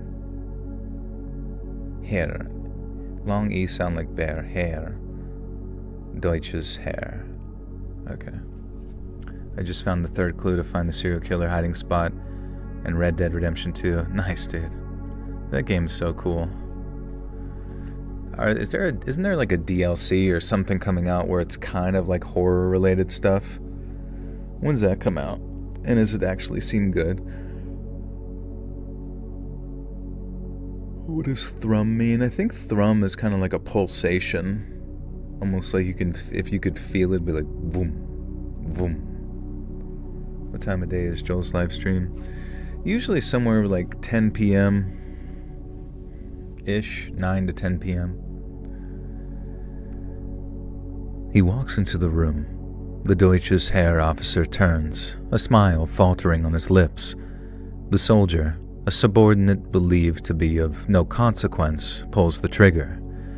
The officer's eyes widen in surprise, running footsteps, yelling, the clattering of the M79 falling to the ground, bouncing from a rug to a wooden floor. Someone shouts, "Get down," in German. I pull out of the memory. The Reichsrevolver has told me a story it wanted to tell. I don't have any further time for this.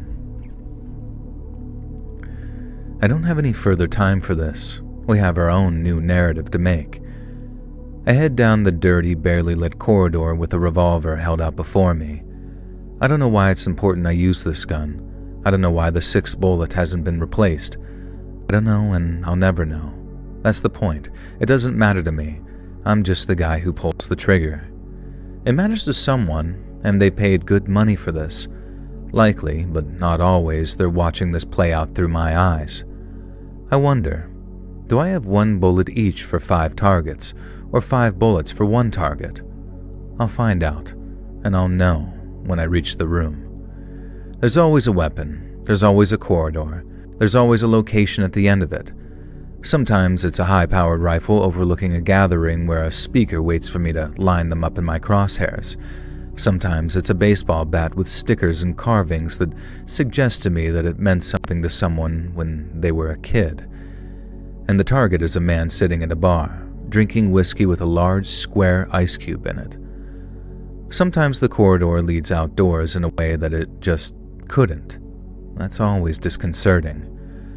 I don't know the stories behind these setups, but the weapons, they try to tell me their own stories. I wish I had more time to listen. I'm interested, but our clients don't know. But our clients don't want to spend 10 minutes watching me stand there staring blankly at a kitchen knife or a Beretta. They might be watching through my eyes, but they can't see inside my head. To them, it's just dead air. There's every chance that the most important moment to a weapon has no significance to the buyer. The nail gun your neighbor loaned you while you were nailing his wife may as well have been... What the flip?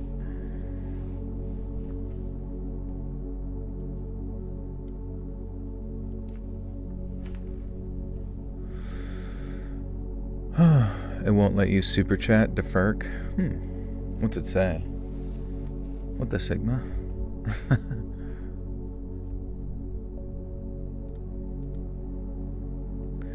YouTube is broken. Yeah, I don't know anymore. In my mind, I'm like, are these streams like, I don't even know. Should I do the streams? Do they take any like viewership from typical videos? Does it hurt? I don't even know. Because they don't really grow. You know, there's like, the stream doesn't really grow anymore, and it's now actively like decreasing, and it's just like, I've been doing this for 8 years, I think, of just streaming. I mean, I do enjoy the streams with you guys and stuff. It's just confusing to me. You must stream. If I don't, you'll kill me. I guess I kind of have to, huh? The nail gun your neighbor loaned you while you were... Whoops. The nail gun your neighbor loaned you while he was nailing his wife may have well been used by previous... What the fuck is it saying? The nail gun your neighbor loaned you while he was nailing his wife may well have been used by a previous owner to Okay, Jesus fuck. The only narrator who live streams consistently. It definitely helps for viewer retention. I guess that's true. The nail gun your neighbor loaned you while he was nailing his wife may well have been used by a previous owner to crucify the uncle who abused him as a kid. You buy used, you just never know. This isn't my favorite type of wet work. Give me a dossier, a reason, and a weapon I have a history with, and I'm good. But regular hits don't pay like these, and I'm one of the very few people who can do them. I can dream of the revenge you always dreamed of. I don't know what would happen if I failed one of these hits. They tell me I'd just wake up, back at home in bed, sure. But what would happen? Would it be as if the hit never went down? What kind of security footage would there be? Would the client get a refund? I'm only thinking about this kind of bullshit because I'm walking down a long corridor now, and I have a short attention span, and I could do this part with my eyes closed, which I guess I am. But we're here, at the door. Me and the M1879... Wait. Okay. Double check. 1879. Something about... Yeah, it is an 1879.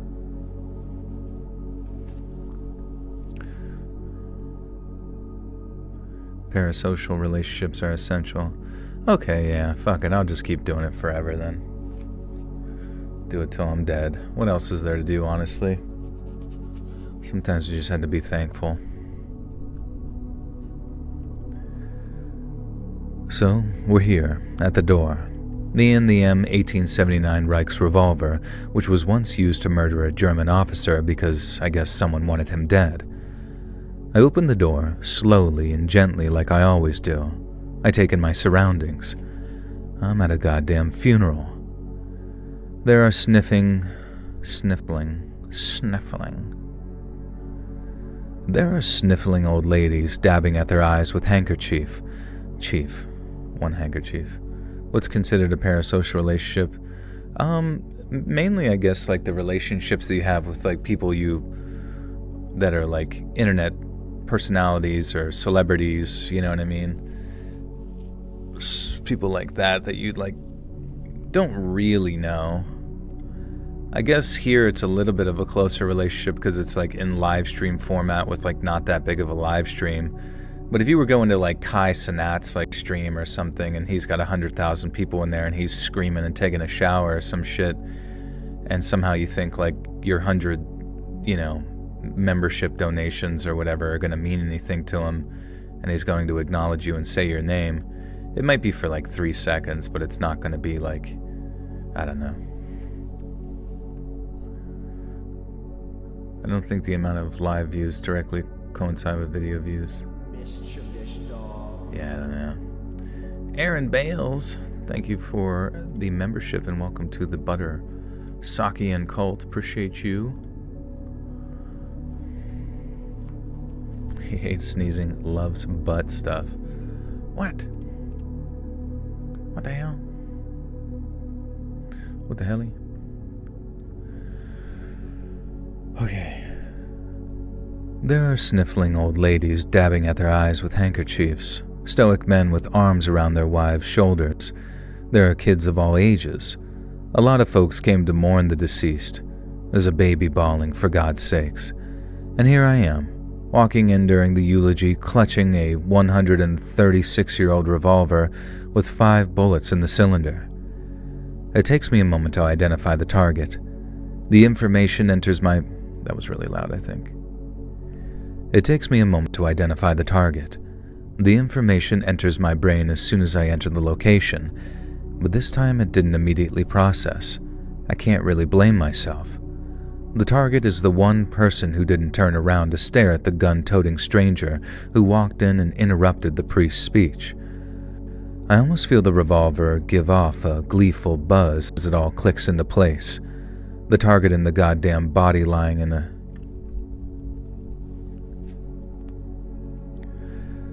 I almost feel the revolver give off a gleeful buzz as it all clicks into place.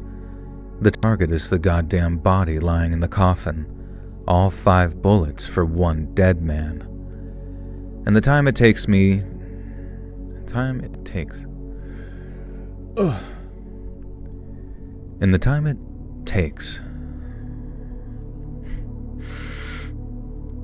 the time it takes to make the few strides I need to get an appropriate angle, I take in that he's maybe 30 to 35. Caucasian, brown hair, the mortician has done a good job with the makeup. Then I'm close enough. 5 shots to the chest, apparently. Let's do this. There's the briefest moment when I underestimate just how stiff that hammer is. Then, click, boom, click, boom, click, boom, click, boom. Pause. I ever so slightly pause. Click, boom. I'm already back out the door before the screaming starts. The corridor folds around me, and the next thing I know, it's morning. Sunlight's filtering through my windows. I'm awake, refreshed, and I'm ready for the day job. This is kind of interesting. What's going on? I have to say, Joel, you're by far my favorite YouTuber, and it's a shame your channel isn't bigger. You work so hard and you actually acknowledge your audience. Hey, thanks, Jay. I appreciate you, dude. Yeah, I don't even know. Are there... I'm not... I don't even really consider myself a YouTuber sometimes. I know that I am. But, I don't know. It doesn't, compute in my head. You know what I mean? When I see, some of the people on here, I look at them and they seem very weird. Or they're abstract entities to me. I'm awake, refreshed, and ready for the day job. It's almost as if last night really was just a dream, and that's how I like to think of these missions. That way I can move on. I don't question. I don't get curious. But there's just one thing lingering over me today. I know I'll be able to push it to the back of my mind by the time I'm done with my morning shower, coffee, and drive, but for now it's still there. The reason I paused. Before I fired the last bullet, I swear that goddamn corpse opened his eyes and gave me a wink. Justin with the 2, I hope this message finds you rock hard. Yeah, dude, I deserve 1 million subs. I remember hearing that for so many years before 1 million, you deserve 1 million subs. What about 10 million? They're 10 million's kind of pushing it, don't you think? My buddy walked in when I was listening to you. You still listen to Creepypasta? I said, no, I listen to Joel. It is kind of funny how, like, I don't know, scary story narration kind of thing. I guess that is kind of like, I guess there is sort of an age range in which people are like definitely more into it and then kind of get out of it. But I also do feel like no matter how old you are, you kind of need something to sleep to, right? You know?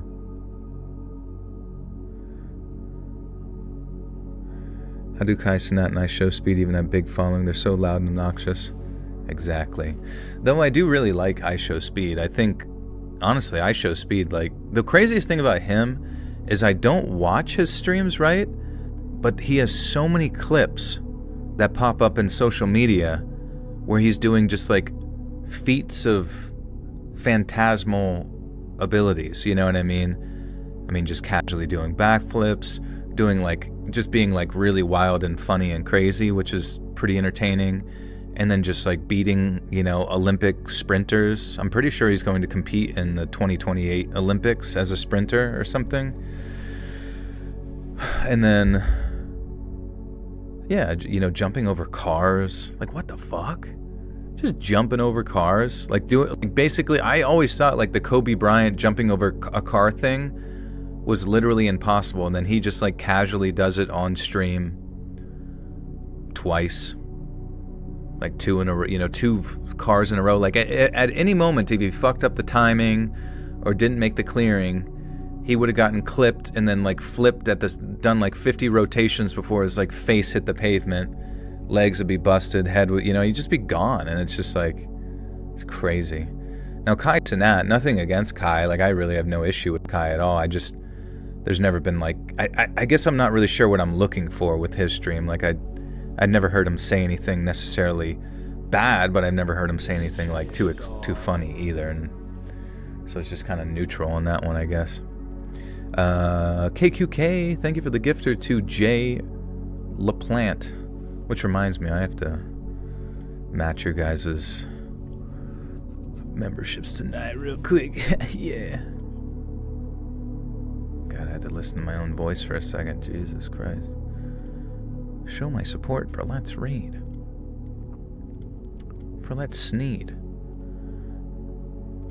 Da-da-da-da. Da-da-da-da. Da-da-da-da. Yeah, Chris, you want to get one of these? Ready? 3, 2, 1, go. Who's gonna get it? Who's gonna get it?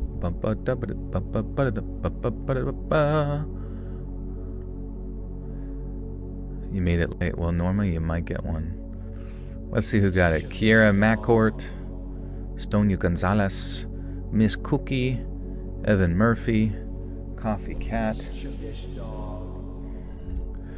C Money, Terracotta, AJ Saunders, Becky Vogel, Carla Becker, Winston, Panda Niece, Unicorn Poop 22, Brandy Diarrhea, Angel Cuevas, Red Dead RBF Cat, Kenny Fock, Kenny Sayin, Wendy Dodson, Danny Nerd. Damn, sorry, Chris. Better luck next time. Valentine Brunette and Mama Bear. Welcome, friends. You now have access to bonus content, of which we just finished recording here tonight. I will get that edited and up, ready to rock and roll for you members here, and also over on Patreon. You can get it for $5. But Patreon also gives you early access to all future narrations as well. It's only $1 for that, but if you did the 5, you get both tiers. And yeah, this is fun. I appreciate you guys chilling with me for another casual 3-hour stream. Technically getting out of here a little bit early, huh? But yeah, I bid you farewell. Love you guys. Appreciate you. And yeah, I will be back streaming literally tomorrow, or rather today. Probably closer to, 9 p.m., 10 p.m. But be sure to follow my Instagram at letsread.official so you can get notifications when I go live. This is just gift to random people. I think so. It seems to be very random. Like, people who don't even come to the stream sometimes get it. You see, you two now can use PayPal and Venmo to pay off the Fed Reserve. Yeah, it's like... Oh, God. I don't know. I don't know, man. Fuck them. Why the fuck do we live in some weird sort of like fiat currency, debt-based banking system? I mean, I guess objectively when you think about it, like saying that you will, give you money tomorrow to basically to make work happen now is pretty genius. Because if you're like some big government entity or contractor or something, you're like, yeah, we'll build you a big fucking like bunker/tunnel underground, or giant fucking crazy technology that launches you to other planets. Because, that money that will pay you tomorrow will never exist and doesn't matter, but we've consolidated all the power, so who cares? I don't know. Anyways, it's just so stupid. It's so weird how, like, when you really just, like, look at the way that, like, society is structured with this, like, strange debt-based system, it's just impossible.